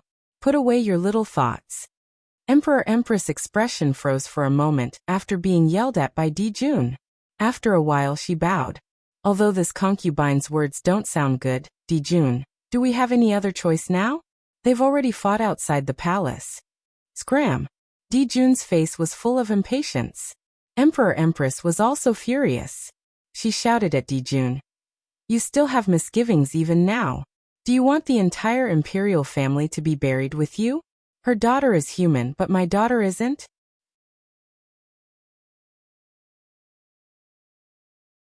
Chapter 790. Celestial Empress words seemed to have agitated the Celestial Emperor. His gaze suddenly turned cold, and the surrounding temperature seemed to drop as well. Celestial Empress retreated with an ugly expression. Her lips moved and her eyes were filled with resentment. This concubine will take her leave. When the Empress went out, the Feng family had brought a group of people in from the outside. The Empress was probably angry because she glared at the Feng family head. The Feng family head was baffled, but he didn't have time to think about it and quickly entered the main hall. Monarch. The Emperor restrained his emotions and said in a deep voice, "How is it?" The Xian Beast army stopped outside the Imperial Palace. I didn't see the Imperial Advisor, or the Divine Guards. The Feng family patriarch paused. He wanted to say something, but in the end he swallowed his words. Feng Qingqing and Helian Yu were also in the crowd. The monarch looked at Helian Yu and asked, "Monarch Helian, do you have any solution?" Now that everyone had been forced to this point, they couldn't care less about the grudges between the empires. Everyone's attention was focused on Helian Yu. The Xian Beast army has already taken over 90% of the cities on the continent. The only way now is, Helian Yu paused. Under everyone's expectant gazes he spat out 2 words, "I admit defeat." When the Xian Beast army attacked the continent, he just happened to be with Feng Qingqing. When he wanted to go back, it was already too late. The Xian Beast army continued to sweep through. With such a large army, no matter how powerful one person was, it was impossible to stop them. What? Admit defeat? When Helian Yu said this, everyone cried out in surprise. How can you admit defeat? Emperor Helian, everyone says that you're brave and invincible, and that you're the person most likely to unify the continent. Why are you admitting defeat now? We haven't reached the end of the road yet. Isn't Emperor Helian's words too early? I also agree with Monarch Helian. Feng Qingqing cut in. The current situation is very unfavorable for us. Only by admitting defeat can we preserve our strength. The clan's experts haven't even made a move yet. How can you be so sure that we will lose? I won't admit defeat. I won't admit defeat either. The hall was in an uproar. The emperor had a headache and berated. Go and invite the old ancestor and the other elders. Only then did everyone quiet down. Every great clan had 1 or 2 old ancestors who had lived for an especially long time, and whose power and influence far surpassed that of others. They would only come out of seclusion to help their families when they were in danger. The current situation had clearly reached a critical juncture. However, as soon as the person who was about to go out to invite them out, he was kicked back in. With a bang, he was smashed against a pillar in the main hall. The white figures silently entered from the outside, and the people inside the hall immediately retreated. Everyone stared at the door. Light and shadow flickered, and a corner of clothes appeared at the corner. In the next second, a familiar figure appeared in everyone's vision. Inwei stood outside the door and did not enter. His gaze seemed to penetrate the crowd, causing them to not dare to meet his gaze. There seemed to be a pressure in the air that forced them to lower their heads. The only ones who could still look at Inwei were Feng Qingqing, Helian Yu, and Dijun Grand Tutor. The emperor's expression was ugly as he gritted his teeth and called out. This man was the same back then. He appeared out of nowhere, but he made people have the urge to submit to him. Inwei, you let the Xian Beast army sweep across the continent. How many innocent people have died? Even if you ascend to the throne, you will go down in history and infamy. Feng Qingqing scolded coldly. What a joke. Which emperor who rules the world doesn't have rivers of blood and millions of floating corpses? A clear voice came from behind Inwei. Shisheng walked out from the shadows and added with a smile. Also, the one who let the Xian Beast army sweep across the continent is me. Feng Jin. Feng Qingqing's gaze changed abruptly. Anger, hatred, all kinds of emotions intertwined. Why was it that every time she thought she was living a slightly better life, she had to jump out and ruin everything for her? Was this fate? Could it really not be changed? No. She didn't believe it. Since the heavens gave her a chance to live another life, she could definitely change it. Hey, why did you call this treasure? Everyone. All right, let's not talk nonsense. Shisheng waved his hand. Let's do it. Stalling for time would not work with Shisheng. Fighting for time with Mr. Plotline was a very tiring job. Xiaoyin. Feng family head stood next to Dijun and looked at her with a complicated expression. When she left, he thought that it was good for her to leave so that she wouldn't be targeted. Who knew that when she came back, she would be in such a state? Shisheng glanced at him but didn't say anything. Only the divine guards moved. All kinds of mystic chi flashed in the hall. The divine guards didn't attack Feng family head. Perhaps someone saw something fishy, so when Feng family head wasn't paying attention, they snuck up behind him and held him hostage. Stop! Everyone stop! That person shouted at the chaotic crowd. The divine guards were ordered not to hurt Feng family head before they came in. Now that Feng family head was being held hostage, they were forced to stop and quickly retreated to the door. Feng family head, I'm sorry. The person holding Feng family head said fiercely. Threats are useless against me. Shisheng looked at that person with a calm expression. It was as if the person being held hostage wasn't her father, but an insignificant passerby. If it's useless, why did you tell them to stop? That person sneered. Get out of the way and let us out. Don't play any tricks or I'll kill your father. Why don't you believe me? Shisheng shook his head like an idiot. Before that person could react, he suddenly felt his body stiffen. The air around him seemed to have become stagnant and couldn't circulate. When he came back to his senses, Feng family head was already gone. He looked at the opposite side in disbelief. Feng family head was standing next to Shisheng. How was this possible? Feng family head was also dumbfounded. He was just standing there a moment ago. How did he end up standing here in the blink of an eye? Xiaoyin. Feng family head murmured. Shisheng turned his head and smiled. Feng family head is very good. Feng family head, have you been colluding with her for a long time? Someone reacted and pointed at Feng family head.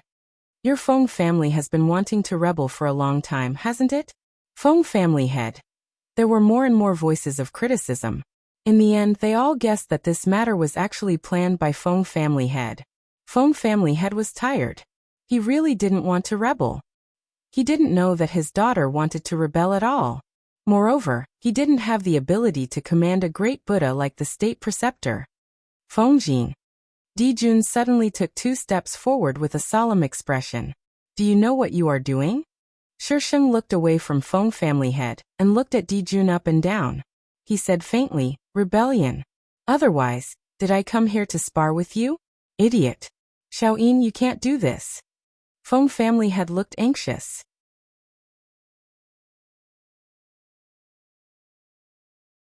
Chapter 791. Why can't I do that? Shisheng asked indifferently. Feng family had looked at Dijun. Dijun's expression was complicated. He was silent for a few seconds. Because you are my daughter. Shisheng. The host and Dijun didn't look alike. They didn't look alike at all. Did she create a biological father by rebelling? Feng family had nodded. Xiaoyin, it's true. You can't do that. Dijun is your biological father. Everyone was dumbfounded. Why was this development so wrong? Just because you say so? Shisheng looked at Dijun. Where's the evidence? Damn it. Why was it always this kind of melodramatic plot? Next time, I won't do this kind of side mission anymore. Even if I accept it, I won't do it anymore. It must be that idiot system that added this melodramatic setting. Why was it his fault again? He wouldn't take the blame for this. Feng family head is the best evidence. You don't even believe his words? Dijun sighed helplessly. There was a reason for that. I had no choice but to send you out of the palace. Shisheng raised his hands. To be honest, except for Yinwei, I don't believe anyone, not even my father.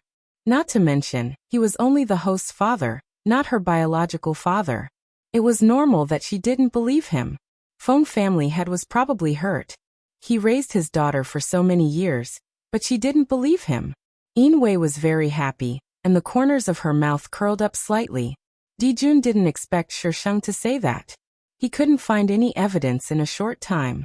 When she was taken out of the palace after she was born, he didn't even have time to take a look at her. Shisheng didn't want to waste time, so he decided to tie these people up first. If there was anything to say, he could tie them up and talk slowly. She was very nervous and insecure. So the divine guards moved out again. Shisheng was ready to chop the male and female leads. Yinwei didn't stop him this time. She just followed behind him. Helian Yu and Feng Qingqing were at the back of the crowd. Shisheng rushed forward, and the people around them made way for them. Feng Jin.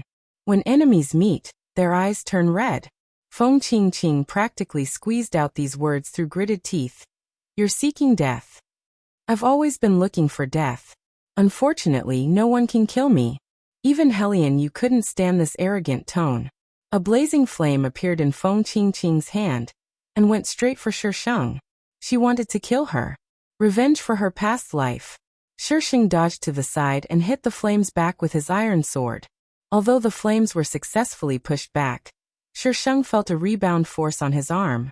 The shock made her arm sore and numb. Flip the table. I'm going to be angry. The female lead's halo was practically going to the heavens. She could be taken down by a dog at any time. I'm not going to die. Shisheng steadied his breathing, and once again slashed at Feng Qingqing with his sword. Feng Qingqing had already adjusted herself, and with the support of the female lead halo, Shisheng couldn't do anything to Feng Qingqing. The two figures continued to meet, separate, and meet again. He actually felt like he had met his match. Meeting his match, my ass. It was clearly the female lead who had cheated. I'm not convinced. System, give me a cheat and let me kill the female lead. You're still in the mood to talk about cheat when fighting? It seems that host doesn't really need any cheat. Host, this system believes that you can tear the female lead apart with your bare hands. Wait, what did it just say? You can't kill the female lead. Helian Yu and Yinwei were a bit bored. The two of them stood on one side, and looked at each other silently without doing anything. But if there was a strong person here, they would know that these two people were competing in mental strength. The air around them was filled with killing intent. One step closer would mean death. If Yinwei was the previous Yinwei, she might not be able to win against Helian Yu. But he wasn't the previous Yinwei. He was the same as Shisheng, the Feng Xi who had experienced countless worlds. Comparing mental strength with him, Helian Yu could only be defeated.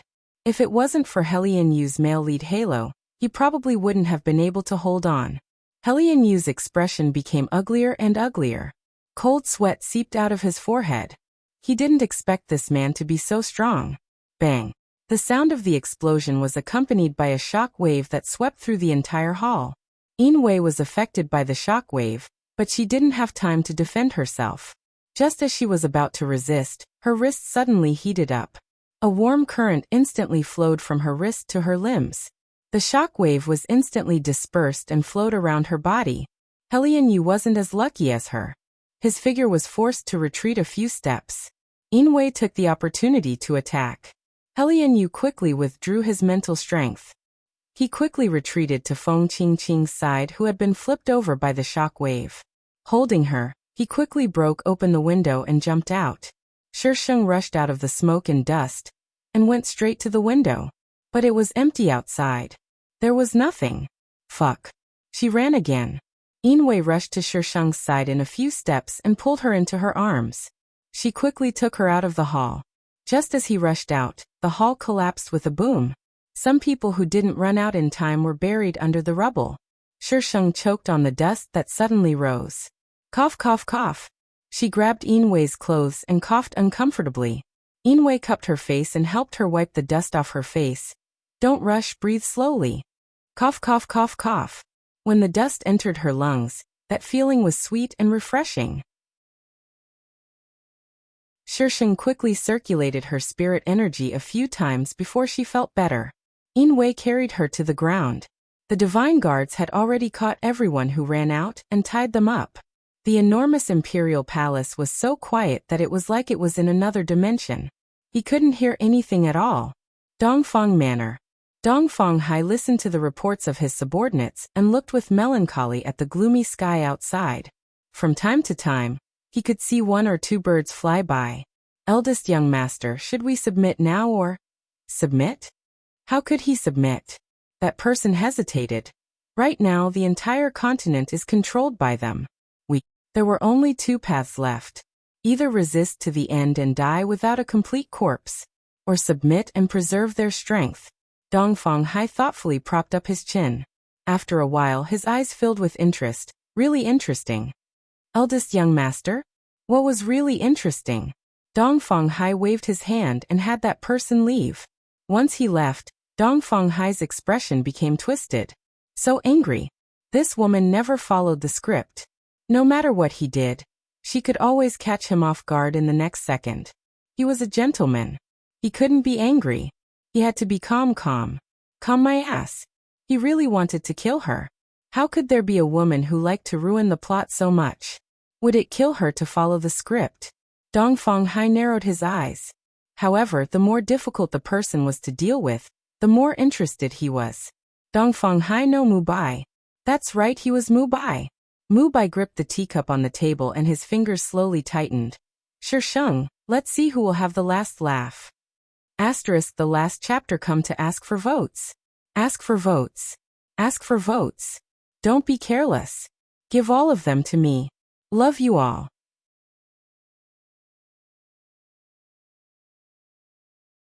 Chapter 792. Sheng had people tie everyone up, including the emperor. Not a single one was missing. Of course, it would be perfect if the male and female leads were here as well. What a pity. Those with high status in the palace, such as the empress, the princesses and the princes, were all brought to the main hall by the divine guards. Everyone else was locked up together. The empress and the princesses were on one side. She glared at the woman sitting above with a twisted expression.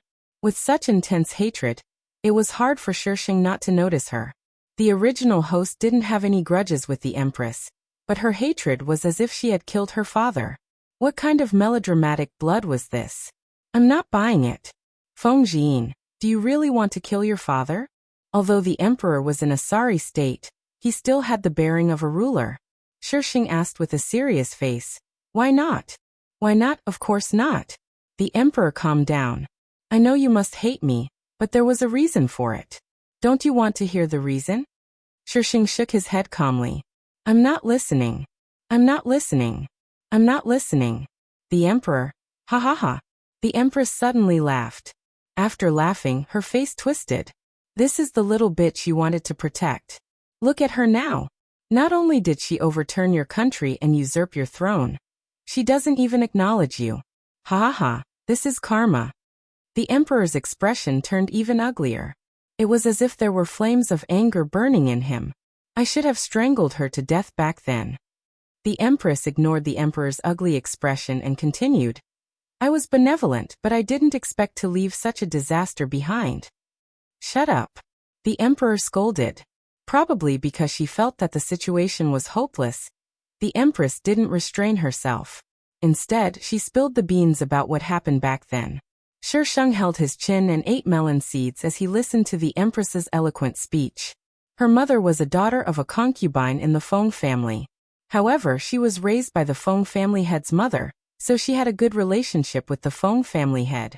At that time, the Feng family head and the emperor were as close as brothers. He often came to the Feng family, so he naturally met this concubine's young miss. The emperor was very fond of this young miss, who was a little strange, but was educated and reasonable. After he ascended the throne, he immediately took her into the palace. As an emperor, how could he have so much freedom? This young lady was just a concubine's child, and could not be conferred the title of empress. Furthermore, the emperor had no choice but to marry someone else as his empress. That person was the current empress. Celestial Empress was also deeply in love with Celestial Emperor, but Celestial Emperor only treated that concubine's daughter well.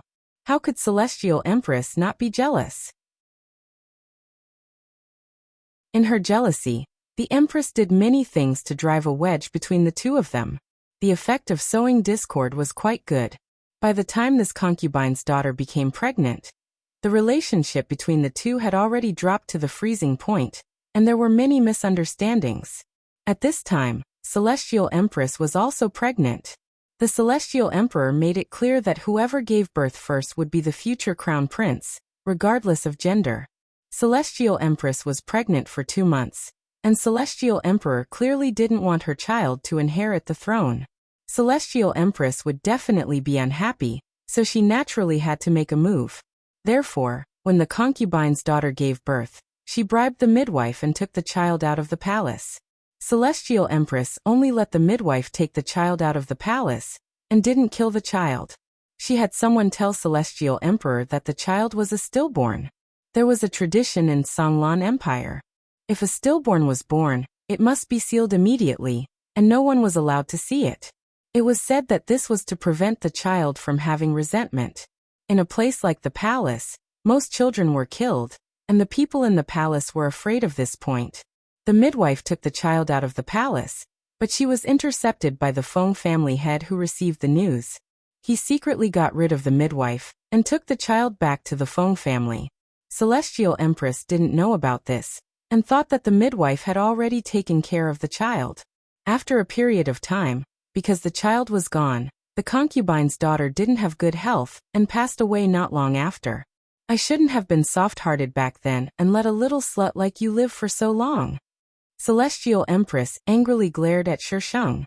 If it was the current her, she would have strangled her to death at that time. Unfortunately, there was no medicine for regret in this world. Are you done? Shisheng put down the melon seeds. You ordered Feng Qiqi to harm me? Celestial Empress was fearless now. It's me. You deserve to die. She originally planned to let her die in the Devil Flame Ridge, but who knew that she was lucky enough to come back? Later, she prepared something and asked Feng Qiqi to give it to her, but she didn't want it. What happened after that was completely out of Celestial Empress control. The host completed the task too easily. There were no twists and turns. There were no twists and turns. There was no heart-wrenching. Simple and violent. Everything that could be solved with violence was really not a problem for the host. Professional mode, amateur do not imitate. Little Een, I'm really your biological father. Celestial Emperor's face was full of remorse. That poisonous woman's family was too powerful. I couldn't face her directly, so after knowing that you were still alive, I didn't dare to take you back. I had my reasons. You can't even protect the girl you love? What's the use of saying your reasons now? Can she come back to life? It's better to die together. Shisheng's eyes were calm. She looked at Yin Wei beside her. In her opinion, love that couldn't be shared through life and death was nonsense. Since he loved her, then they should die together. Host, please don't be so extreme. The system habitually reminded her. The host's thoughts were really dangerous. Shisheng's thoughts were dangerous, but she was different from other extreme people. She wouldn't be suspicious for no reason. She was calm and rational. She also trusted Feng Xi very much. She would change some of her plans because of Feng Xi, but she would never forget her ultimate goal. Even if she didn't meet Feng Xi in other planes, she wouldn't be anxious. She would just calmly confirm. After confirming that it wasn't him, she would never think of him again. It was as if he was unimportant to her. The system really couldn't understand the host. What kind of monster was she?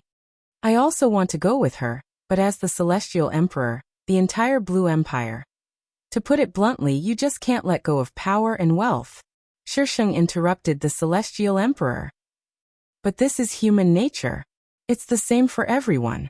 The Celestial Emperor probably wanted to explain, but before he could say anything, he met Shisheng's calm eyes. He couldn't say what he wanted to say. Her eyes were too calm. It was so calm that no one could feel the slightest bit of warmth. It was terrifying. The Celestial Emperor looked at the Feng clan head, hoping that the Feng clan head would help him say a few words. The Feng clan head was now in a difficult position. On one side was his good friend of many years, and the person he was loyal to. On the other side was his younger sister's daughter whom he had raised for many years. He was now in a difficult position. It didn't seem right to help either of them. He deliberated for a while. Little Een, no matter what, the Celestial Emperor is still your biological father. If you do this, how will the people of the continent look at you in the future? Patricide had a bad reputation. I don't care. Shisheng looked indifferent. Reputation couldn't be eaten. So what if her reputation was bad?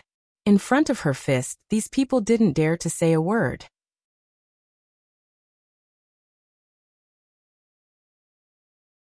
Chapter 793. The next day, Shisheng was obviously not in good spirits and kept yawning. What about this mainland? Inwei asked as she helped him put on his clothes. I'll give it to you. Shisheng raised his arm. Then marry me. Inwei glanced at him. With the mainland as my dowry. No. Shisheng tugged at his collar and lifted Inwei's chin like a domineering CEO.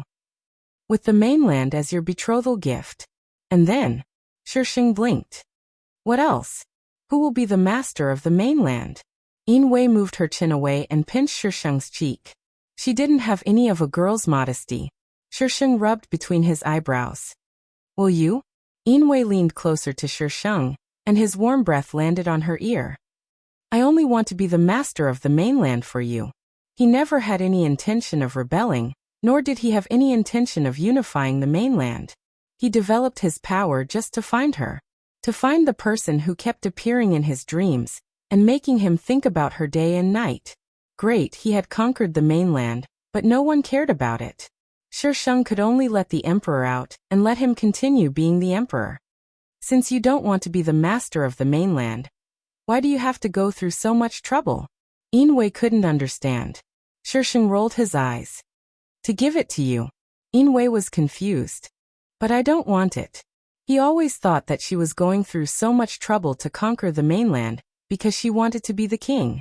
Shisheng didn't want to explain that girls in love were all idiots. You're enough for me. Inwei continued to hit him. Stop, stop, stop. Don't flirt with me for no reason. Shisheng interrupted Inwei. You have to be responsible for flirting with me. Do you think I'm someone you can flirt with for no reason? Inwei held his hand and smiled faintly. I'll be responsible for you for all eternity. Shisheng. No way. I can't stand the flirting Feng Ci. Shisheng's face was cold. He stood up and quickly walked out of the room. Inwei sat there with a confused expression. What did he say wrong? Shisheng stuck his head in from outside and said, Follow me. Do you want me to carry you? Inwei immediately stood up. Sure, I'll carry you. Shisheng's face remained cold. Try flirting with me again. During breakfast, Inwei habitually flirted with Shisheng. Shisheng gritted his teeth, put down his chopsticks, grabbed Inwei's collar, and took a bite. The smell of porridge circulated between the two of them. When Shisheng was about to retreat, Inwei pressed the back of his head and deepened the kiss. In the end, he said flirtatiously, It seems like I didn't work hard enough last night. Don't worry, little Ji. I will definitely work harder in the future. Hard work my ass. No matter how hard you work, you're still an idiot. Calm down. Don't argue with the retard. Shisheng patted Inwei's hand and returned to his seat to continue eating his porridge. Inwei looked at her the whole time. Are you full just by looking at me? Little Ji is a feast for the eyes. Indifference. Indifference in capital letters. Inwei felt hurt, and she flirted with Shisheng even more unscrupulously. This idiot was so pretentious outside that he could be a god, but in front of Shisheng, God? Damn it, he was a difficult idiot. But she liked him. She couldn't tolerate it. Shisheng had already experienced how difficult he was to deal with. Therefore, after being flirted with a few times, Shisheng had already started to beat him up. Every time Shisheng wanted to beat him up, Inwei would put on an especially aggrieved expression. At first, his expression was a little stiff and looked very strange. However, after a few attempts, he realized that Shisheng had no resistance to this expression. He practiced hard and was now very proficient in using it. As long as Shisheng was angry, he would immediately pretend to be innocent and aggrieved. The Xian beasts had already left the mainland and returned to the Demon Flame Ridge.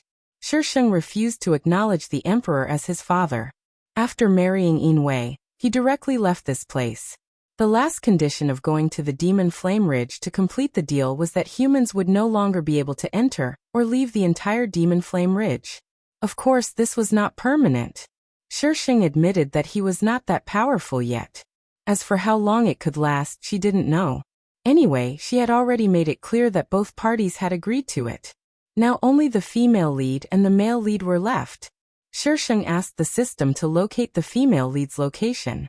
Although the system was unwilling, it had to give the location in the end. The female lead was in a city not far from the Demon Flame Ridge. Yin divine guards appeared and disappeared mysteriously. As soon as Shisheng and Yin got on the official road, someone sent a carriage over. Sir, madam. The carriage was the same model as the one Shisheng saw Yin for the first time. A breeze blew, the veil swayed, and the palace bell rang. Shisheng held a palace bell and asked curiously, "What are you doing with this thing? Was it nice?" "It wasn't a girl. Madam, this is a divine weapon." The divine guards answered on behalf of Yin. "Shisheng, you hung the divine weapon on the carriage. I'll give you full marks for this." Yin helped Shisheng into the carriage. Only when she got in did she realize that the space inside was bigger than what she had seen. She could even roll around in it. "You were inside that day, weren't you?" Shisheng sat beside Yin's feet. He rested his head on his lap and looked up at her. Yin lowered her head. "Yes. Why didn't you see me?" Yin lifted a strand of Shisheng's hair with her fingertips and tucked it behind his ear. "I've been away from the state preceptor's residence for a long time. I didn't want to see you like that." "I don't despise you," Shisheng muttered. Yin's lips curled into a beautiful smile. "But I care." He had used his last bit of strength to appear in front of her in that way. It was already his limit. He could show her his most pathetic side now, but at that time he couldn't. The first time they met, she was so arrogant and confident. He was afraid that if he appeared in a pathetic state, he wouldn't be worthy of her. The young girl lay on his lap with a quiet and docile expression. Yin's fingertips rubbed her delicate skin.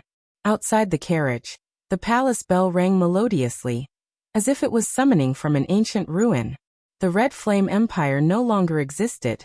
Now, only the Blue Empire was left on the entire continent. Lian himself felt that what had happened recently was like a fantasy story. Everything he had deployed was completely useless under such circumstances. A figure suddenly sat down in front of him. Lian immediately looked at him warily. "Do you want to take back what belongs to you?" The man opposite him had a gentle voice, but there was a hint of temptation in his voice. "I can help you." Lian narrowed his eyes. "Dongfeng Hai." Mu Bai's smile was appropriate. At first glance, he looked like an elegant and noble young master. Lian was full of vigilance. "Why do you want to help me?" Mu Bai chuckled. "Because we have a common enemy."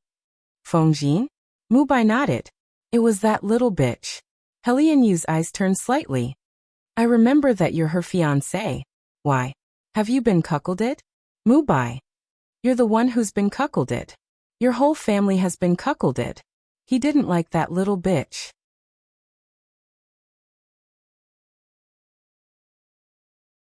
Chapter 794. The carriage entered the city. The bustling city woke up Shisheng. She stretched and climbed out of Yin's arms. She lifted the curtain and looked outside. There were many people. Shisheng wasn't in a hurry to find Feng Qingqing. He wandered around the city with Yin for a while. In the end, he took her to a place that looked like an auction house. The auction house was very big. There were many exhibits in the hall. Shisheng's gaze swept over the exhibits one by one. She turned and hugged Yin's arm. "Darren, will you give me money to spend?" Yin's lips curled. "That depends on what you give me in exchange." Shisheng glared. "Didn't we say that what's yours is mine?" "When did we say that?" Yin was confused. He didn't remember saying that. Shisheng's face was stern. "Now." Yin's lips twitched. "Listen to me and I'll give you money." "Why should I?" Shisheng wasn't convinced. "I was the overbearing president. Why should I listen to my wife? Wives were meant to be pampered." "Because." Yin bent down slightly and whispered into her ear. "I'm your husband. Shouldn't you listen to me?" Shisheng pushed Yin away. Yin's expression was hurt. "Wife, Shisheng. I owe this idiot." He only knew how to hit her weak spot. "This treasure doesn't care about your money." The most important thing was that she definitely couldn't listen to him. So Yin found that she was in trouble. Shisheng went to talk to the steward. The steward quickly invited them to the second floor. When they came out of the auction house, Yin was dumbfounded. Shisheng looked at him with a smile that wasn't a smile. "Be good and listen to me. I can give you anything you want." "I want you." Inwei blurted out. His dark eyes were filled with sincerity. Her figure was reflected in it. It was so clear that he could see the subtle expressions on her face. The lively crowd around them seemed to have been automatically ignored by him.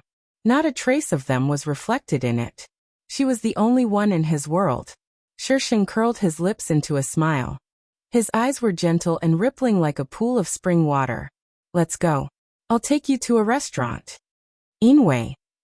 Why did he suddenly jump to the topic of going to a restaurant? Wait, what's a restaurant? Shisheng had come to find Feng Qingqing. After fooling around with Inwei, he naturally had to get down to business. But before she could find Feng Qingqing, she had a romantic encounter with Feng Qingqing. Bah! They met on a narrow path. She was still dressed as a man, and when she stood in the crowd, many young girls would throw flirtatious glances at her. Beside Feng Qingqing was Wan Quan, whom she hadn't seen for a long time. She didn't see Helianyu. Wan Quan's expression was a little complicated. He still remembered the words he said when he was in the Feng family. At this moment, it was a slap in the face. Feng Jin. Feng Qingqing exploded when she saw Shisheng. Why are you here? Why can't I be here?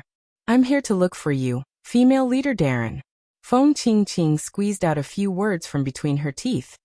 Why are you so persistent? No matter where she went, she would run into her. Nothing good happened every time she ran into her. Be reasonable. Does this city belong to you? Why won't you let me come? The road was open and everyone went their own ways. Where I was had nothing to do with her. Feng Qingqing's gaze swept over to Inwei with a bit of fear. What do you want to do this time? I'm not going to do you. Why are you so nervous? Inwei pinched Shisheng's palm.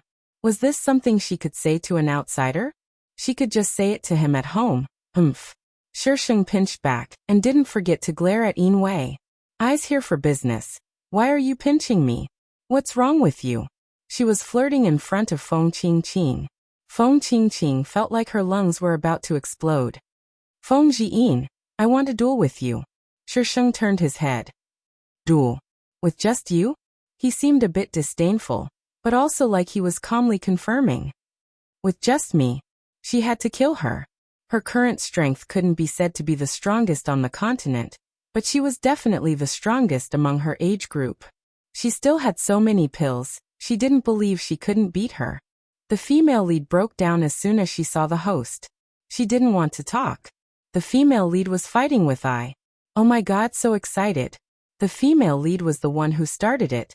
This treasure was just defending itself. Go go go. Shisheng waved his hand excitedly. Feng Qingqing. Go where? Shisheng saw that Feng Qingqing wasn't moving and urged unhappily. Didn't you say you were going to fight? Let's go.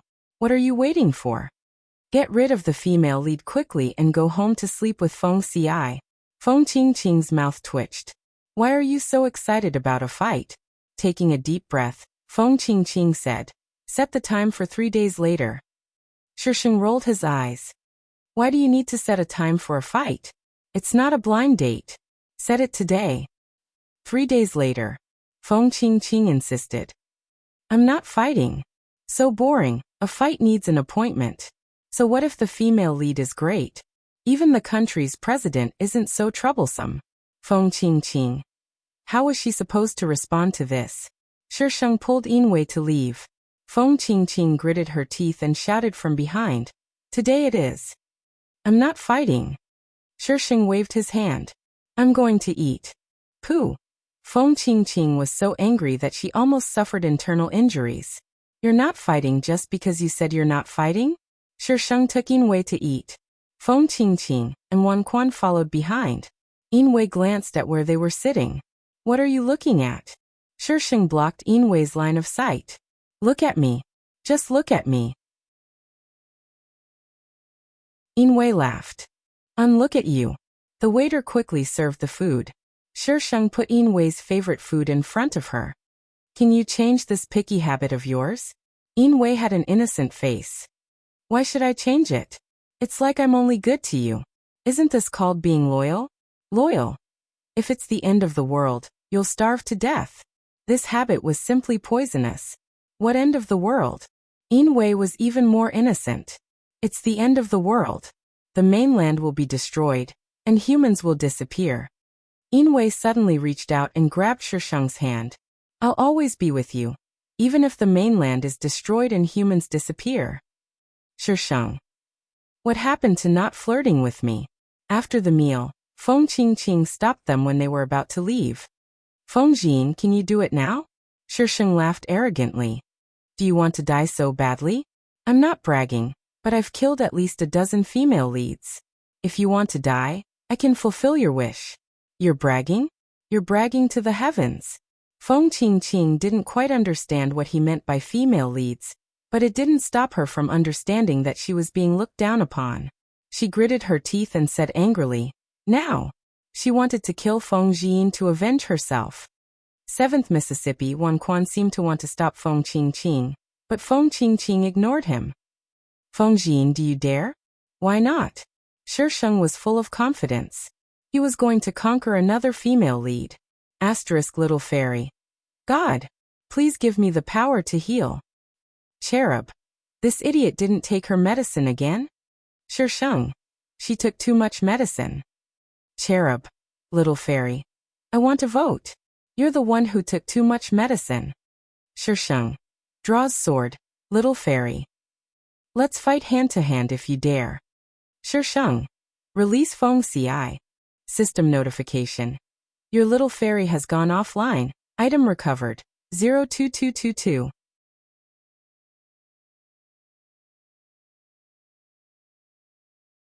Chapter 795. The location of the fight was an open space outside the city. Shisheng looked around and suddenly said, let's go somewhere else. Feng Qingqing was speechless. Can't you fight properly? Shisheng wanted to go somewhere else, but Feng Qingqing didn't agree. Since she didn't agree, Shisheng stopped fighting and pulled Yin Wei away. In a flash, Feng Qingqing acted. Yin Wei jumped forward with Shisheng in her arms. She was dozens of meters away. Feng Qingqing's attack missed. Feng Jin, are you going to be a coward? Or are you afraid that you can't beat me? I'm so scared. Shisheng said sarcastically. You're the female lead. How can you not be scared? Feng Qingqing choked. She didn't follow the script at all. How could she reply? Asterisk flips table asterisk seeing that Shisheng and Yin Wei were getting farther and farther away. The person in the dark didn't care anymore and started chanting. Black lines instantly appeared on the previously bare ground. One by one, they connected together and converged into a large-scale array formation. Shisheng and Yin Wei stood at the edge of the formation. They only needed to take one step to leave the formation. However, Shisheng didn't. He stood there quietly and waited for the formation to take shape. The formation took shape in the blink of an eye. Feng Qingqing was also trapped in the formation. When she wanted to run out, it was too late. Black fog overflowed from the edge of the formation and formed a barrier. Outside the formation, a few figures walked out from the dark. Dongfeng Hai.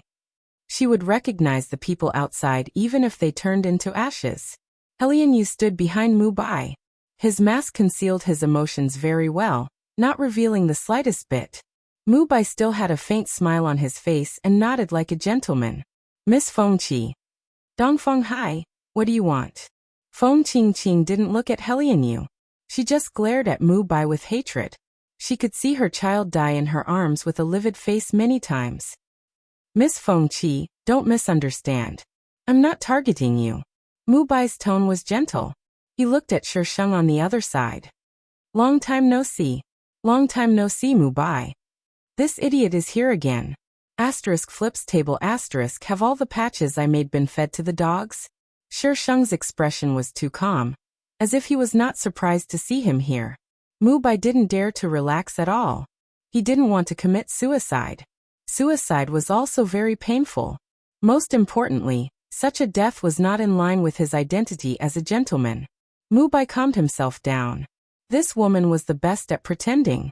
Perhaps she was just pretending that she knew everything. Looks like I've won this time. Mu Bai smiled. Shisheng grinned but didn't reply. Mu Bai was confused by his grin. Why do I feel like I'm retarded again? He thought about it carefully and found no loopholes. Mu Bai didn't waste any more time, and reached out his hand to touch the edge of the black gas. Dongfang Hai. He Lianyu suddenly called out and pointed at Feng Qingqing. She's still inside. Mu Bai turned around and advised gently, Emperor Helian, if you want to achieve great things, you have to make sacrifices. It's just a woman. Think about it. This entire continent belongs to you. What kind of woman can't you get? Shisheng. Is this person here to steal my ship? He Lianyu didn't know what conditions he and Mu Bai had reached.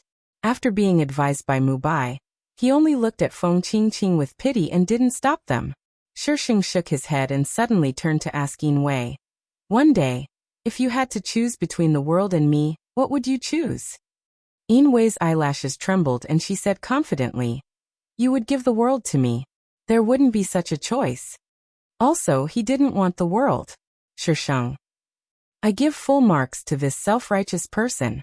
Feng Qingqing didn't know what Mu Bai wanted to do, but she instinctively sensed danger. Dongfang Hai. Dongfang Hai, let me out. Feng Qingqing rushed in front of Mu Bai and wanted to rush out. However, when she came into contact with the lingering black gas, it was like the black gas had encountered delicious food and crazily rushed into Feng Qingqing's body. Ah! Feng Qingqing's body suddenly retreated. She held her wrist and her face was full of pain. On her white face, there was a strange black gas flowing under her skin. The smile on Mu Bai's face didn't fade. Wan Quan flew out of nowhere and wanted to attack Mu Bai. Before he could reach Mu Bai raised his hand, and Wan Quan was sent flying. He smashed into a rock in the distance and stopped moving. Mu Bai placed his hand on the black gas and looked at Shisheng from afar. There was a hint of excitement in his eyes. He could finally make a comeback and be the master. The array activated again, and more black gas appeared. Just now it was just the edges. Now the entire array was filled with black gas. The black gas was very fast and in the blink of an eye, Feng Qingqing's figure was covered in it. Shisheng allowed the black gas to spread. What she found strange was, why didn't Mu Bai, this idiot, have any restrictions on attacking the female lead? Why was there a restriction on attacking the female lead?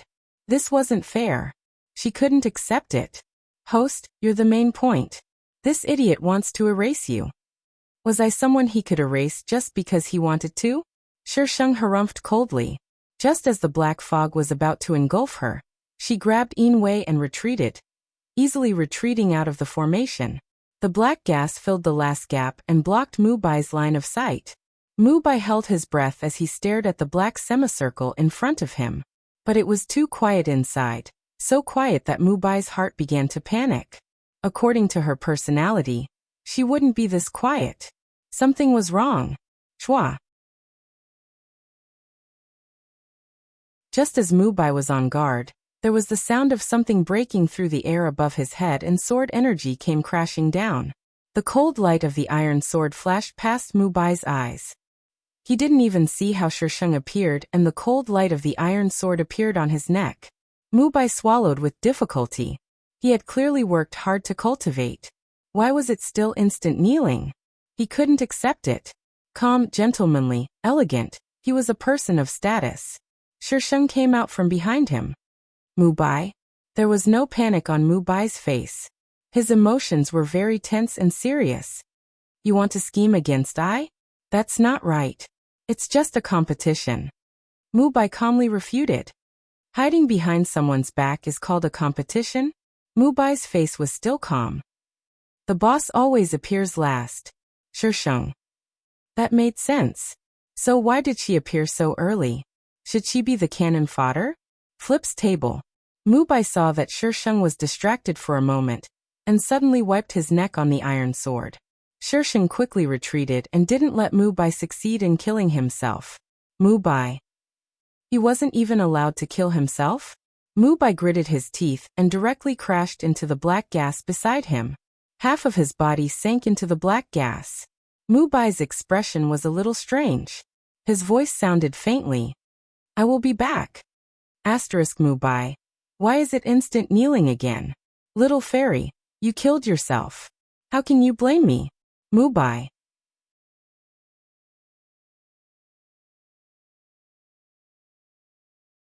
Chapter 796. Shisheng was already immune to Mubai's suicide. This Mubai immediately committed suicide when he couldn't plot against her. He was afraid that she would catch him. Did she look that scary? He didn't understand the thoughts of an idiot. Mubai knelt down too quickly. Helianyu didn't even have time to react. How could someone who was so confident commit suicide in the blink of an eye? Helianyu prepared to leave with his men. He might have a chance against one person, but other than that woman, there was also Wei. He was no match for the two of them. Helianyu glanced at the black aura beside him and gestured to the people behind him. They immediately retreated. Shisheng wanted to chase after them but was stopped by Wei. You can't run. The divine guards were already waiting in front. As soon as Helianyu ran out, he was surrounded by the divine guards. When he fought with the divine guards, Helianyu was seriously injured, but he still managed to escape. Shisheng walked around the array left by Mubai. Why did this thing look so similar to? Similar to what? Host, do you know who Mubai is? The system's voice immediately popped up. I don't know. Who the hell is the system? What's the use of having you? It's all your fault. If it wasn't for you, would it have fallen to this state? How dare you blame me? I won't take the blame for this. Shisheng looked at the surging black aura for a while and asked in his heart.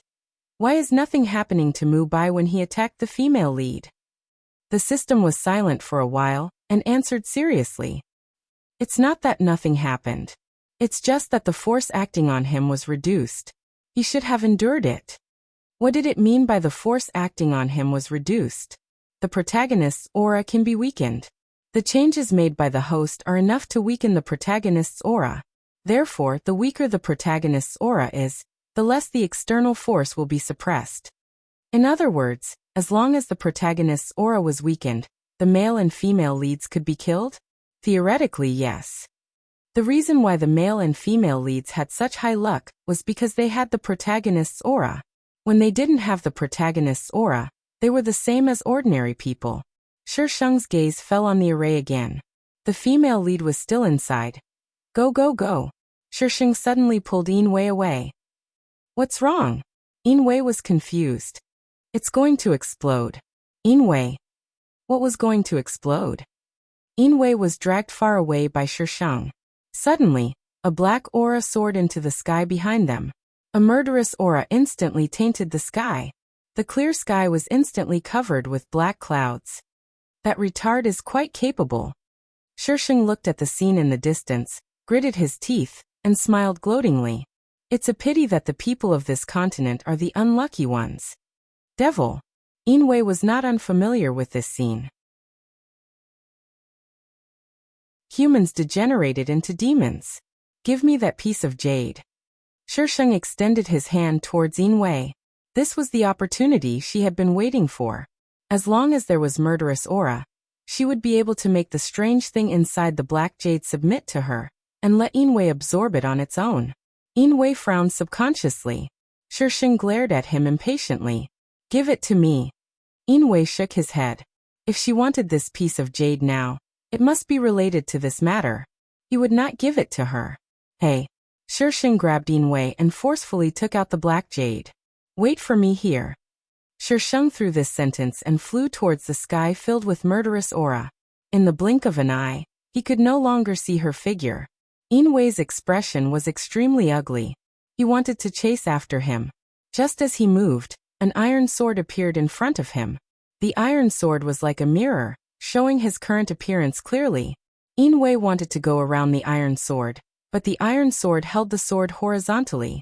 It was obvious that it would not allow him to go over. No matter how Wei moved, the iron sword could accurately block his path. She will be in danger. Wei knew that this sword was not an ordinary sword. After he could not force his way through, he was prepared to use a soft approach. The iron sword hummed twice. Its master would not do anything that she was not confident of.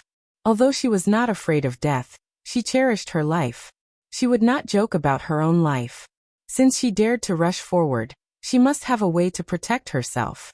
Wei definitely did not understand what the iron sword was trying to express.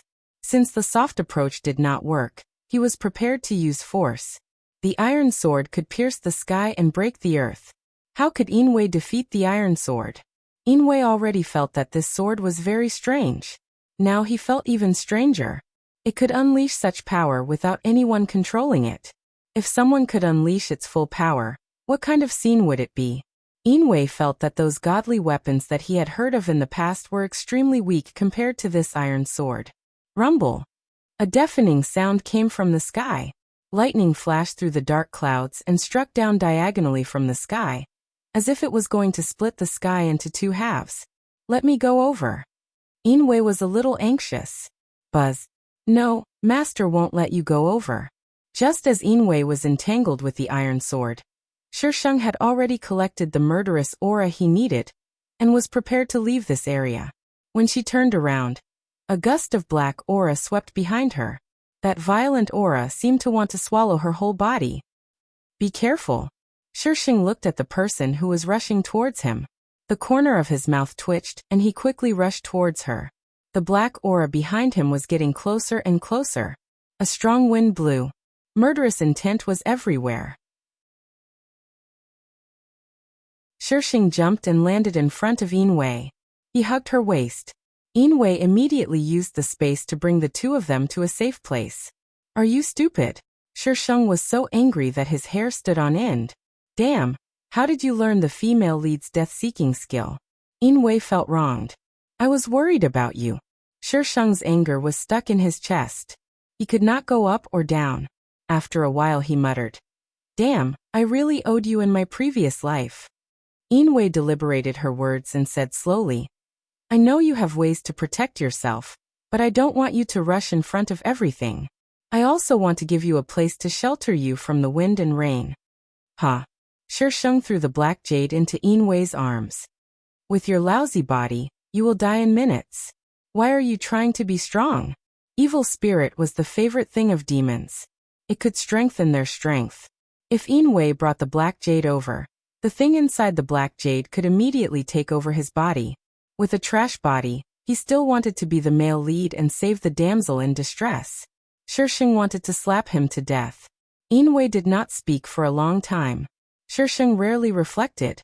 Maybe he was too harsh with his words. Are you angry? Inwei shook her head. She held the black jade tightly in her hand. Am I very useless? He needed his woman to rush in front. You are very lucky. Inwei lifted his eyelids. His gaze barged into Shisheng's eyes without any warning. He seemed to have seen a vast starry sky with twinkling stars.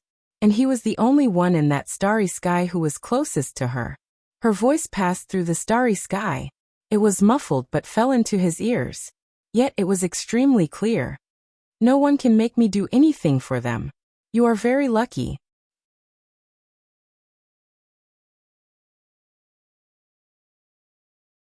Chapter 797. Feng Qingqing ran away. While Shisheng was talking to Inwei, she ran away without a word. This refreshed Shisheng's understanding of the female lead. Because Feng Qingqing left, the black energy of the array began to spread and spread. The black energy gradually thinned, and the situation inside the array could be seen clearly. Mu Bai's corpse was lying on the ground in a strange position, as if he was offering a pious sacrifice. His body had long lost its vitality, and was now like a withered tree trunk, giving people a strange feeling. No one knew what had happened in the array formation in the end. Except for Mu Bai. Shisheng looked at the black energy that filled the sky and the corners of his mouth curled up. This was going to be fun. Feng Qingqing had turned into a demon.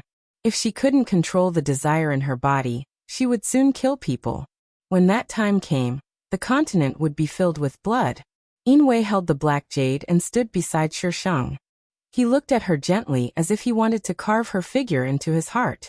Shisheng turned his head and met Inwei's gentle eyes. Shisheng didn't have any romantic thoughts. He just pointed at the black jade in his hand and said calmly, "Find a place and take care of it."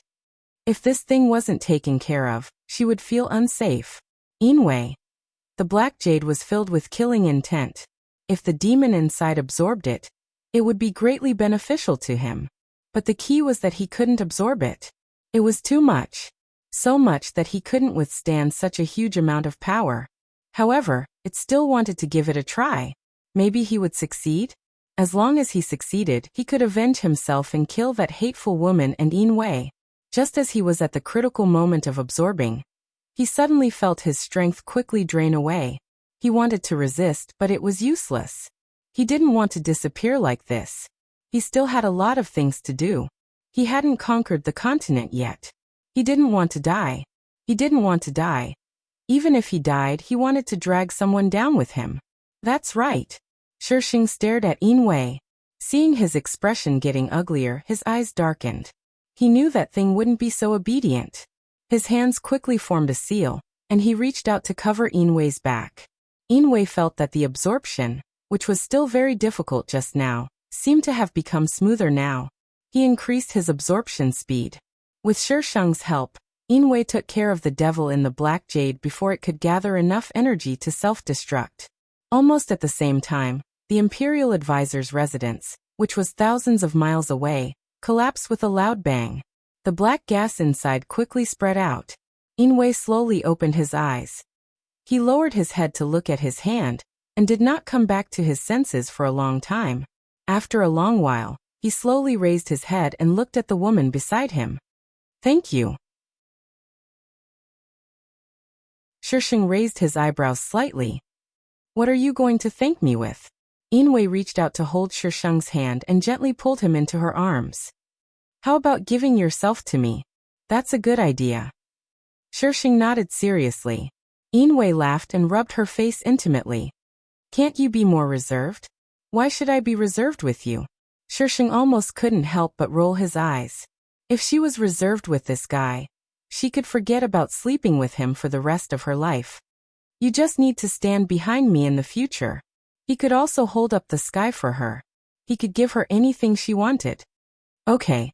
Shisheng agreed quickly, but he didn't know if he would do it or not. What do you want from the Devil Flame Ridge? Shisheng remembered something important. This guy had always thought that she wanted to do something for him. She had thought about it before, but she didn't know what he wanted to do at the time. The Xian Beast rampage in the Devil Flame Ridge must have something to do with him, and the blood Kirin that had appeared out of nowhere. Yin Wei looked at Shisheng strangely. You don't know? Am I a know-it-all? Do I know everything? Yin Wei was silent for a moment. A godly item. He wasn't talking about a godly item, but a godly item. There was a big difference between godly items and godly items. Many godly items weren't made by gods, but godly items were. In ancient times, there had probably been gods in this world. That blood Kirin is a guardian? Every treasure had a guardian. There had to be a guardian. The blood Kirin hadn't appeared in the original plot, because Yin Wei had changed the plot. Yes. Yin Wei stroked Shisheng's collarbone and said softly, It's not important. I have you. Nothing was more important than her. This was something that Yin Wei understood when they met. A long time later, Yin Wei would have the illusion that with his wife in hand, the world was his. His wife always wanted to spoil him. Why? He just wanted to be a wife-spoiling demon. Why was it so hard? Feng Qingqing became a demon because her hatred for Shisheng was too strong. She couldn't control the demon energy in her body. She needed to kill. She needed the taste of blood. Feng Qingqing was curled up in her room. She was wrapped in a black robe that covered her tightly. She hugged her body tightly. There was a voice in her heart that kept urging her. Kill. Kill. Then it wouldn't be so bad. What was so good about people? Hypocrisy, greed, selfishness. They all deserve to die. Kill these damned people, and you can become stronger. Don't you want revenge? Feng Jin is laughing at you. She's laughing at you. Look. She's here, you're trash. Trash. You can't compare to her in anything. You were like this in your previous life, and you're still like this in this life. She deserves to live a better life than you. No. Feng Qingqing shouted hoarsely. Why did she deserve to live a better life than her? She was so talented. She should be the one giving orders.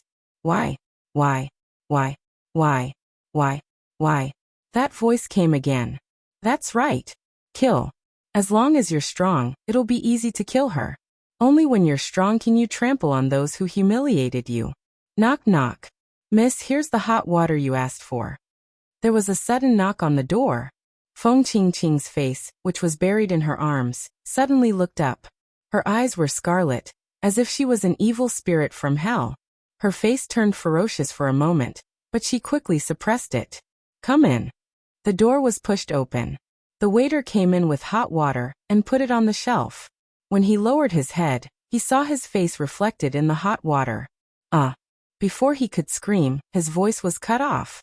The waiter's body slowly fell down, spilling the hot water. The copper basin fell next to the waiter's body with a dull thud. His eyes were open, and there seemed to be the last remnants of fear in them. When Feng Qingqing killed the first person, she couldn't control herself anymore. She wanted to kill more people. She wanted to become stronger. She wanted Feng Jian dead. Asterisk little fairy. I'm begging for monthly votes at the end of the month. Come, it's the end of the month. There's no point in keeping it. Give me some.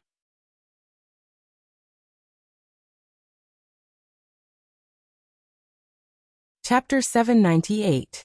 The more Feng Qingqing killed, the more she couldn't control herself, and wanted to kill more. The benefit was that she became stronger and stronger. In the beginning, she would hide it when she killed, but as her strength grew, she didn't hide it anymore and began to kill without restraint. She could cause panic wherever she went. Feng Qingqing couldn't find Shisheng, but she met someone she didn't expect. Helian Yu, the man who abandoned her. He was also the one who stole the 2 qilins. Helian Yu had told Feng Qingqing that she had forgiven him at that time. But in Feng Qingqing's eyes, Helian Yu's words were all excuses. If it wasn't for him, how could she become like this now? At the array, he actually listened to Dong Fanghai's words. Unforgivable. Feng Qingqing followed Helian Yu all the way to a deserted place. Feng Qingqing didn't hide anymore and attacked. Helian Yu didn't know that someone was following him, and was caught off guard. Compared to humans, demons were a shortcut to cultivation. Feng Qingqing's strength was completely higher than Helian Yu's. After dealing with the people around him, she stepped on him. Only then did Helian Yu see the face hidden under the black hood. Feng Qingqing, it's you. Helian Yu was stunned. He probably didn't expect to see this woman like this. Looking at her appearance, Helian Yu immediately understood who the demon that was the talk of the continent recently was. Feng Qingqing lowered her head and stretched out a pale and thin hand from under the black cloak. She pinched Helian Yu's chin and looked at him as if she was looking at an object. Her voice was sharp and harsh. Helian Yu, you didn't expect me to die, right? Helian Yu, calm down. What do you want? What do I want? Feng Qingqing seemed to be thinking. In the next second, she suddenly became ferocious. Helian Yu, what do you think I want? I want you to die. Feng Qingqing, I couldn't do anything about what happened that day. Helian Yu calmly defended himself. Whatever you want, I can compensate you right now. Feng Qingqing sneered. Couldn't do anything. She stretched out her other hand and lifted the mask on Helian Yu's face. She wanted to see what this man looked like, wearing a mask and acting so mysterious. Helian Yu seemed to notice Feng Qingqing's intentions and scolded her in a low voice. Feng Qingqing. Feng Qingqing pressed down on him, and her fingers quickly took off the mask. When the mask was lifted, Feng Qingqing was startled. Then he laughed loudly. I had thought that Qi Yan's emperor was some kind of handsome and mighty warrior, but it turns out he's an ugly monster. No wonder he wears a mask. Feng Qingqing's words were like a thorn that pierced Helian Yu's heart. There were many green totems on the left side of his face. He didn't know what they were, but they had been there since he was born. It was because of this that he was despised by his parents and teased by his brothers. Now that Feng Qingqing was mocking him, those unbearable memories seemed to be instantly activated. They kept replaying in front of him, overlapping with the mocking face of this woman in front of him. The anger in his heart began to burn. Can we really kill her this time? It should be possible. If so many seniors can't kill her, then wouldn't this continent be finished? Who are we killing? Feng Qingqing. The person who spoke turned around and looked at the person who asked the question. You don't know? Where is it? Right in front. That person pointed forward. But I advise you not to go over, to avoid accidental injury. Shisheng nodded slightly and walked past them. He walked a few steps to Inwei's side and hugged his arm. Let's go and watch the fight. Inwei helplessly shook his head. He didn't have the right to refuse. The place these people chose to fight was very good. It was a valley with a hillside. At this time there were many people standing there. The battle below had already begun. All kinds of heaven-shattering lights were flying about chaotically, and the ground was trembling from the sound. Shisheng found a good spot. There were several people squatting next to him. He also squatted down. Inwei refused to do such a disgraceful thing, so he stood behind her to make sure no one behind her could plot against her. Feng Qingqing is so strong. She's still not dead. I think it's over this time. Why don't we retreat? If she takes care of the people below, we'll be the unlucky ones. Don't be an alarmist. There are so many people. Can't they deal with one person? The people who spoke were silent for a moment. In the end, no one moved and continued to stare below. Just as they were getting nervous, there was a sudden crunching sound. It was fine if it was just one or two sounds, but it didn't stop. It was like a mouse crunching next to their ears. Some people couldn't help but turn around to look. A young woman was squatting a few steps away from them. There was a pile of melon seed shells on the ground. Everyone. Was she watching a show? She was even eating melon seeds. Why are you looking at me? Shisheng looked at those people. Look below. Flip's table. How could they watch you eat melon seeds here? Seeing that those people were still looking at him, Shisheng kindly gave them some melon seeds. Everyone holding a pile of melon seeds. Who wants your melon seeds? It was quite delicious. Better than anything they had eaten before. So the people near Shisheng began to eat melon seeds collectively. The nervousness from before disappeared. Io, Elder Zhang can't take it anymore. Feng Qingqing is too fast. Crunch crunch. Those seniors are always on the outside. How can Elder Zhang handle it alone? They're still not united at this time. Elder Zhang is doomed. Crunch crunch. Feng Qingqing is too cruel. Last time, Helian Yu, Qi Yan's monarch, died at her hands. If we can't kill her this time, everyone has to be careful in the future. Kacha. Helian Yu is dead? Shisheng interrupted. Little girl, you don't know? The other person's eyes lit up. He asked the people next to him to make room for him. Let me tell you. The others didn't want to hear it. It was obvious that this person had said it many times. But Shisheng didn't know. Helian Yu was dead. He was killed by Feng Qingqing. The method was especially cruel. It was done in public. No one dared to help. They could only watch as Helian Yu was tortured to death. Even after he died, Feng Qingqing didn't let him go and hung him on the city wall. I don't know how this emperor offended Feng Qingqing. The person who spoke shook his head. Speaking of which, this emperor is quite unlucky. The Feng family's third young miss swept across the continent with her mystical beasts. Now that Songlan has unified the continent, this emperor is useless. Now he died at Feng Qingqing's hands. He is quite unlucky. He died at the hands of the Feng family. The person next to him concluded. Speaking of that Feng family's third young miss, she's also quite amazing. I don't know how she managed to control so many mystical beasts. What's so amazing about that? There's no good person in the Feng family. They're cold-blooded and heartless. I don't think so. When the mystical beasts swept across the continent, they didn't hurt many people. I heard that only those who actively resisted were attacked by the mystical beasts. If you want to unify the continent, how can there be no sacrifice? Speaking of which, how did she disappear in the end? Shisheng silently ate melon seeds.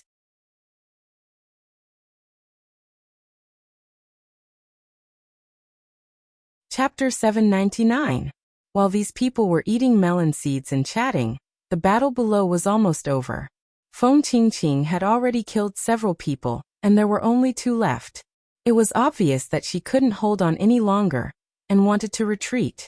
The onlookers on the hillside were probably afraid that they would be implicated if they lost, so they all began to retreat. If they really lost, Feng Qingqing would go berserk and they would all be buried with her. The people eating melon seeds also felt that they couldn't stay any longer and prepared to leave. They probably reminded her because Shisheng had provided them with melon seeds. Shisheng stood up with them, and when they thought she was going to leave, he took out his sword and jumped down. Everyone was stunned. "Little girl, we're letting you leave, not sending you to your death." Just as they were dumbfounded, a gust of wind swept past their ears, and another figure rushed down. Everyone was still stunned. They had never seen someone rush up to seek death like this. "Should we leave or not?" "Why leave? The little girl isn't afraid. Why should we be afraid?" "Not leaving, not leaving." So they squatted down again, eating melon seeds. The two seniors were already preparing to leave, but who knew that two people would rush down at this time? Before they could see clearly, there was a violent explosion. A shocking power came from the explosion, and the two old men almost knelt down. This power. Having lived to such an age, they had naturally seen many things. This was the power of the heavens. But it was a bit different. They couldn't tell what was different, but this was definitely the power of the heavens. The two looked at the explosion at the same time. Where Feng Qingqing had been standing was now a large hole. Feng Qingqing was standing a little further away from the hole, and there were two people standing in front of her. One of the two seniors came from the Tsonglan Empire and recognized the two people. He couldn't help but cry out, "State teacher?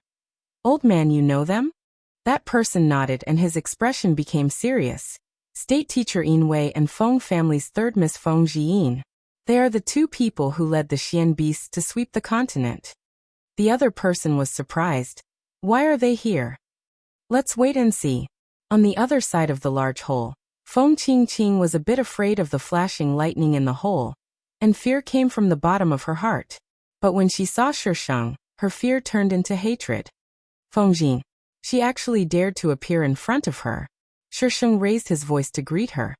"Feng Qingqing, long time no see. You seem to be doing quite well." Feng Qingqing was furious. Shut up. Was she considered not bad? Being cursed at and hunted down by the entire continent was not the kind of life she wanted. Shisheng shrugged and turned to Yin Wei. "Don't go near this pit." Yin Wei also realized that she was very repulsed by this huge pit. It was very stifling, as if it was something that reinforced and restrained each other. He nodded slightly. Yes. Yin Wei should be considered a fiend now. Previously, he had signed a cohabitation contract with that fiend. He was already a half-fiend.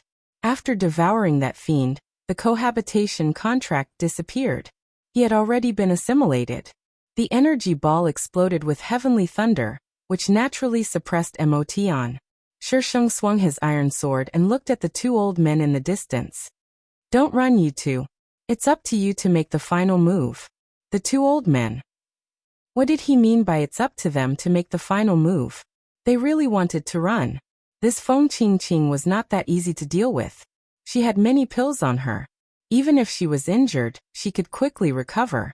Just as the two old men were dumbfounded, Shisheng had already circled around the huge pit and swept towards Feng Qingqing. Shisheng directly attacked, which seemed to be what Feng Qingqing wanted. She wanted her to die.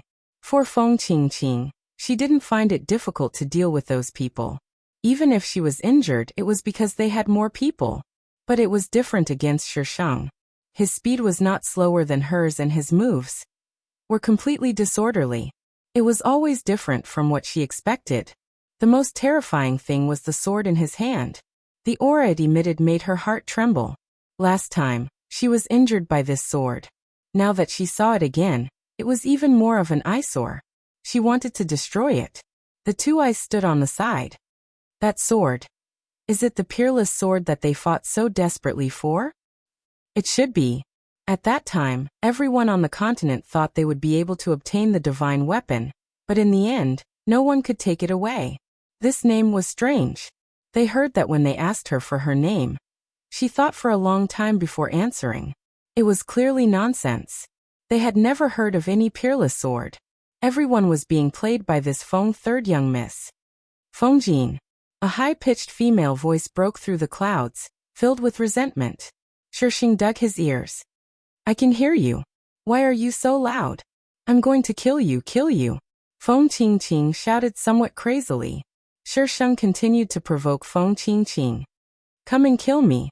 Do you think this treasure is easily scared? Feng Qingqing's surroundings quickly surged with black energy. Her eyes were filled with madness. Right now, she only wanted to kill her. The black energy condensed into a long sword behind Feng Qingqing. The blade of the sword was not much different from Shi Sheng's. Shi Sheng frowned. Feng Qingqing waved her sleeve and the black sword charged at Shi Sheng. She unconsciously used her iron sword to block it. But when the black sword touched the blade, her body was sent flying. Shi Sheng steadied himself in the air. Yin Wei charged over from the side and anxiously checked if Shi Sheng was injured. Shi Sheng's cold eyes looked at the black sword floating in front of Feng Qingqing. Copy. He actually copied her iron sword's ability. Powerful. But a copy was a copy. A fake was a fake, and would never become real.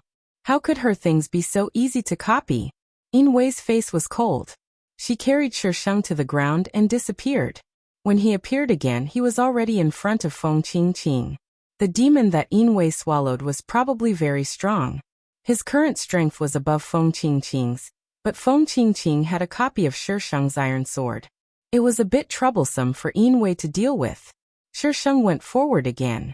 Feng Qingqing thought he was going to attack her, but he pulled Yin Wei and quickly retreated to a safe distance. Let me do it. You can't deal with her. No one knew better than her how powerful her things were. Xiaoji. Yin Wei frowned. I said. Shi Sheng interrupted Yin Wei. Let me do it this time. I'll listen to you in the future. Yin Wei frowned. How confident are you? Shi Sheng's lips curled. He was arrogant and egotistical. 100%. I won't let you be in danger. Yin Wei slowly let go of her hand. She was telling Shi Sheng that as long as she was in the slightest bit of danger, he would not stand by and do nothing. You won't. #hashtag today's sunflower seed flavored votes #monthly votes. Last few days. Votes.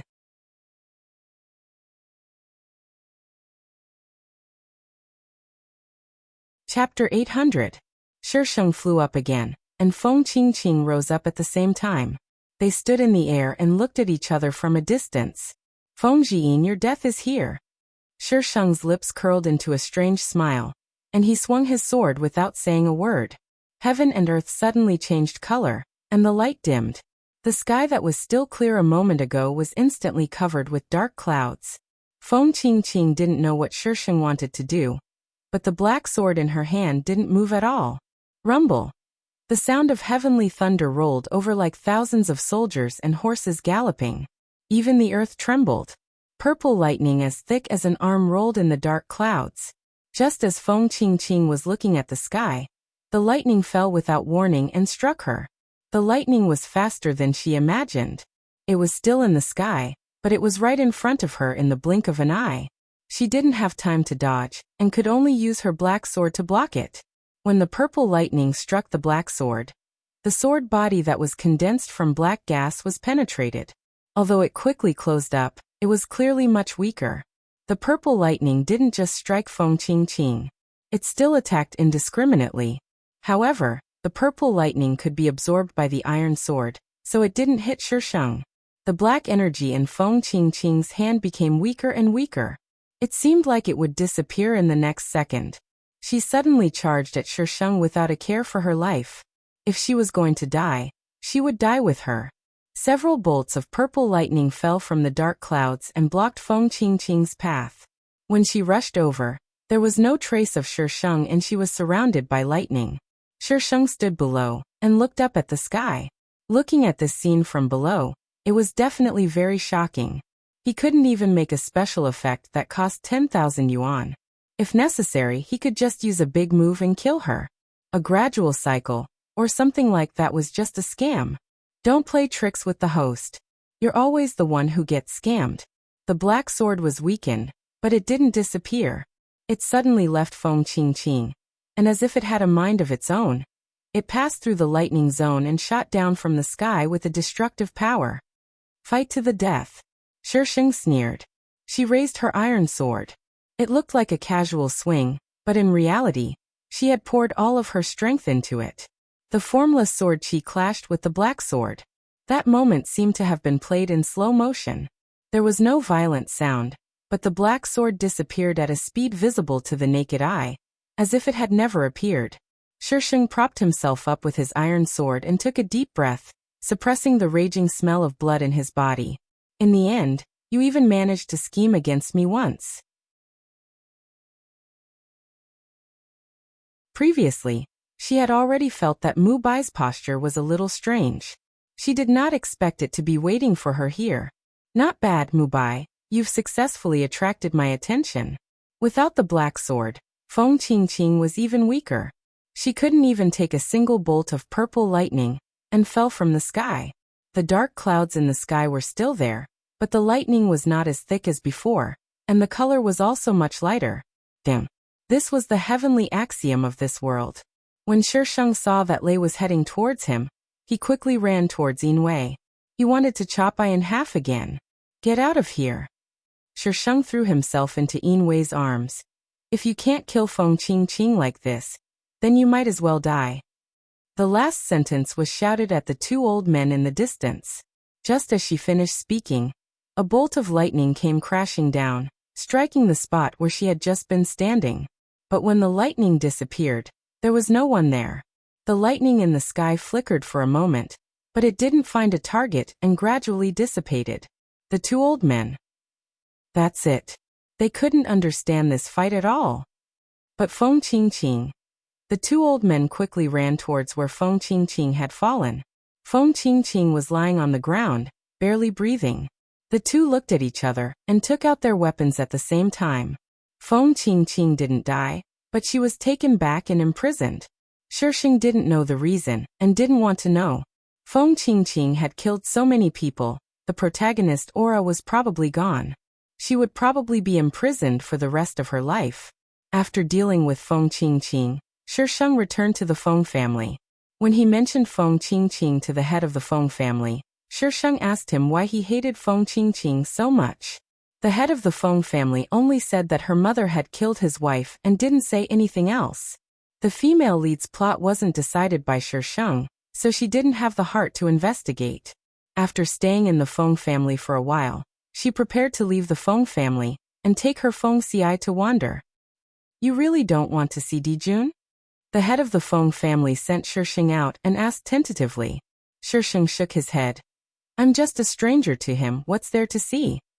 She had no obligation to help the previous owner complete something that wasn't part of her last wishes. The head of the Feng family sighed helplessly. State teacher. I'll leave Xiaoyin to you. I hope you can treat her well. Yinwei held Shisheng's hand and tilted her head. I will.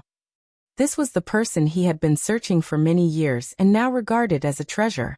Of course he would treat her well. The Feng family will always be your home. Come back at any time. The head of the Feng family nodded and waved his hand. Go. Probably because he didn't want Shisheng to see his reluctant side, the head of the Feng family turned and left first. Shisheng led Yinwei out and said, Let's go to the swamp mist abyss first. We'll go wherever you say. Do you want to die? Don't you know how to work? Take the things over there. A scolding interrupted the two. Shisheng tilted his head slightly, and saw a stooped figure being pulled by someone. That seemed to be Feng Wu. Feng Wu probably saw Shisheng, and was a little stunned. Then he was kicked a few more times. Feng Yu spread rumors about Shisheng. When the head of the Feng family found out, Feng Yu was directly executed. Later, it somehow involved Feng Wu. Although Feng Wu didn't die, his life in the Feng family wasn't easy now. Shisheng calmly withdrew his gaze. Just like in the Devil Flame Ridge, she didn't have any emotions, as if he was just an insignificant passerby. Yinwei's lifespan wasn't long. It was probably because he had signed a lifetime contract with the demon. What Yinwei did most of the time was to hug him and watch the stars and the moon together. Then he fell into a deep sleep. When he woke up the next day, he found himself lying on the bed. Sometimes Yinwei was afraid. But every time Shisheng looked into his eyes, those emotions would vanish into thin air and become tranquil. She wouldn't leave him. Shisheng knew that his death was near, So he didn't do anything crazy.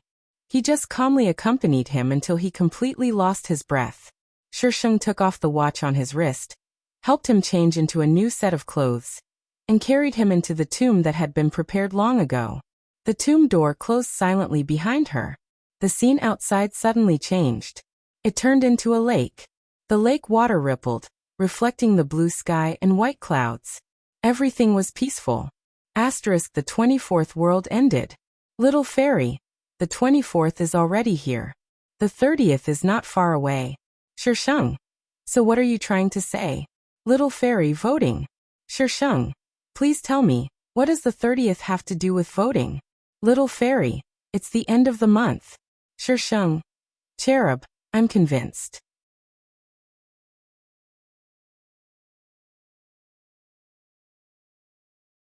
Chapter 801. Many people said that my origin was unknown. Actually, I didn't even know where I came from. From the moment I was conscious, I was in a place full of evil and evil energy. The things there were called the demon abyss. But I was different from those things. I was made of flesh and blood, a human. A human. That was what they called me. The place I lived in was a cave. It was very small, and there was only a stone platform that could be used as a bed. There was nothing else. At first, I didn't dare to leave the place I lived in. There were those things outside, waiting for me to go out and eat me. But I felt that I was very hungry. I had to go out, or I would starve to death there. The first time I went out, I didn't even walk 5 meters before I was forced back. In order to survive, I could only try again and again to protect myself and find food. I didn't know how much time I wasted. It was worth mentioning that even though I was very hungry, I didn't die. But that kind of hunger was hard to bear. Finally, one day, I successfully walked out of their encirclement. But the situation in the demon abyss was completely different from what I imagined. There was only desolation, withered, and evil energy everywhere. There was no food, no humans, nothing. I could only go back to the small world that could protect me from them. Aside from feeling hunger, I didn't die. I couldn't find food, so I could only endure the hunger. Staying in the same place all day was boring and boring. But I still grew there day by day. No one taught me how to increase my strength. I could only find my own way to fight with those things outside. Although I was covered in wounds every time, I was no longer so afraid of them. Gradually, the things outside became fewer and fewer. They began to fear me. It was also from that time that I began to have a recurring dream. The dream was very real, as if it had really happened. There was a girl in the dream. I couldn't see her face clearly, but she made me feel close. She made me feel light and warmth in a dark world. I began to look forward to resting every day. Only then could I see things different from my world. I occasionally found out from their conversations that the demon abyss was just a small world. There was a bigger world outside. I wanted to go out. I wanted to go out and find her. Find the girl in the dream, get her, possess her. At that time, my mind was filled with this thought. In order to get out, I began to ask around about how to get out. At first, they didn't tell me, but after I taught them a lesson, they revealed a secret. Let me find immortality. Eternal life was a demon, and the entire demon abyss existed because of him. The first time I saw Immortal, he didn't have a physical body, but I could feel that he was much more powerful than the demons outside. Human. His tone was very strange, as if he was surprised and excited at the same time. Can you take me out of here? Who told you that? Immortality flew towards me in a ball of black gas. You actually dared to come here alone? Why wouldn't I? I asked. It flew around me, its voice rising and falling. Do you know where this is? I don't know. There were many places in the demon abyss that I didn't know. How dare you come here when you don't know? I want to go out. Immortal suddenly floated in front of me. He didn't have eyes, but I felt like he was looking at me. His stare made my hair stand on end. You want to go out? Immortality stopped in front of me for a long time, then said in a strange voice, Sure, sign a contemporaneous contract with me. What contemporaneous contract? Contemporaneous life, different death. Contemporaneous life, different death. Whoever was stronger would have the chance to devour the other party. Of course, we could share our superpowers. My ability to control space was shared with him. I agreed to sign a contemporaneous contract with him. I had to go out. He was the one who gave me the name Inwei. When he told me the name, there seemed to be hatred in his voice. It was the kind of hatred that made him want to crush my bones and scatter my ashes. I was at a disadvantage, and my rationality told me that I couldn't refute him. Getting out of the demon abyss was smoother than I had expected. Immortality seemed to have known it would be like this, so he wasn't surprised. You are a human and I am a demon. The demon domain only works on demons, not you. That was what immortality had told me back then. You schemed against me? Schemed? So what if I schemed against you? Without my guidance, you wouldn't have been able to get out. He was right. Without his guidance, even if I wasn't restricted by the demon abyss, I wouldn't have been able to get out. Immortality was ambitious and arrogant. The first thing he wanted to do when he got out was to unify the continent. My goal wasn't to unify the continent, but I didn't have the ability to fight against him back then. I could only walk step by step, from nothing to the powerful imperial tutor. The time is right. Inwei, you should make your move. Immortality had said that to me more than once, but I had brushed him off. But that time he probably sensed something. He knew that I wanted to deal with him, so he attacked me first. Although I won in the end, I was trapped in the imperial tutor's residence and couldn't leave for too long. He couldn't do anything to me, and I couldn't do anything to him. I spent a long time looking for the girl in my dream, but I didn't find anything. They weren't the people I was looking for. Every time there was hope, there would be disappointment. The more times you were disappointed, the more despair you would feel.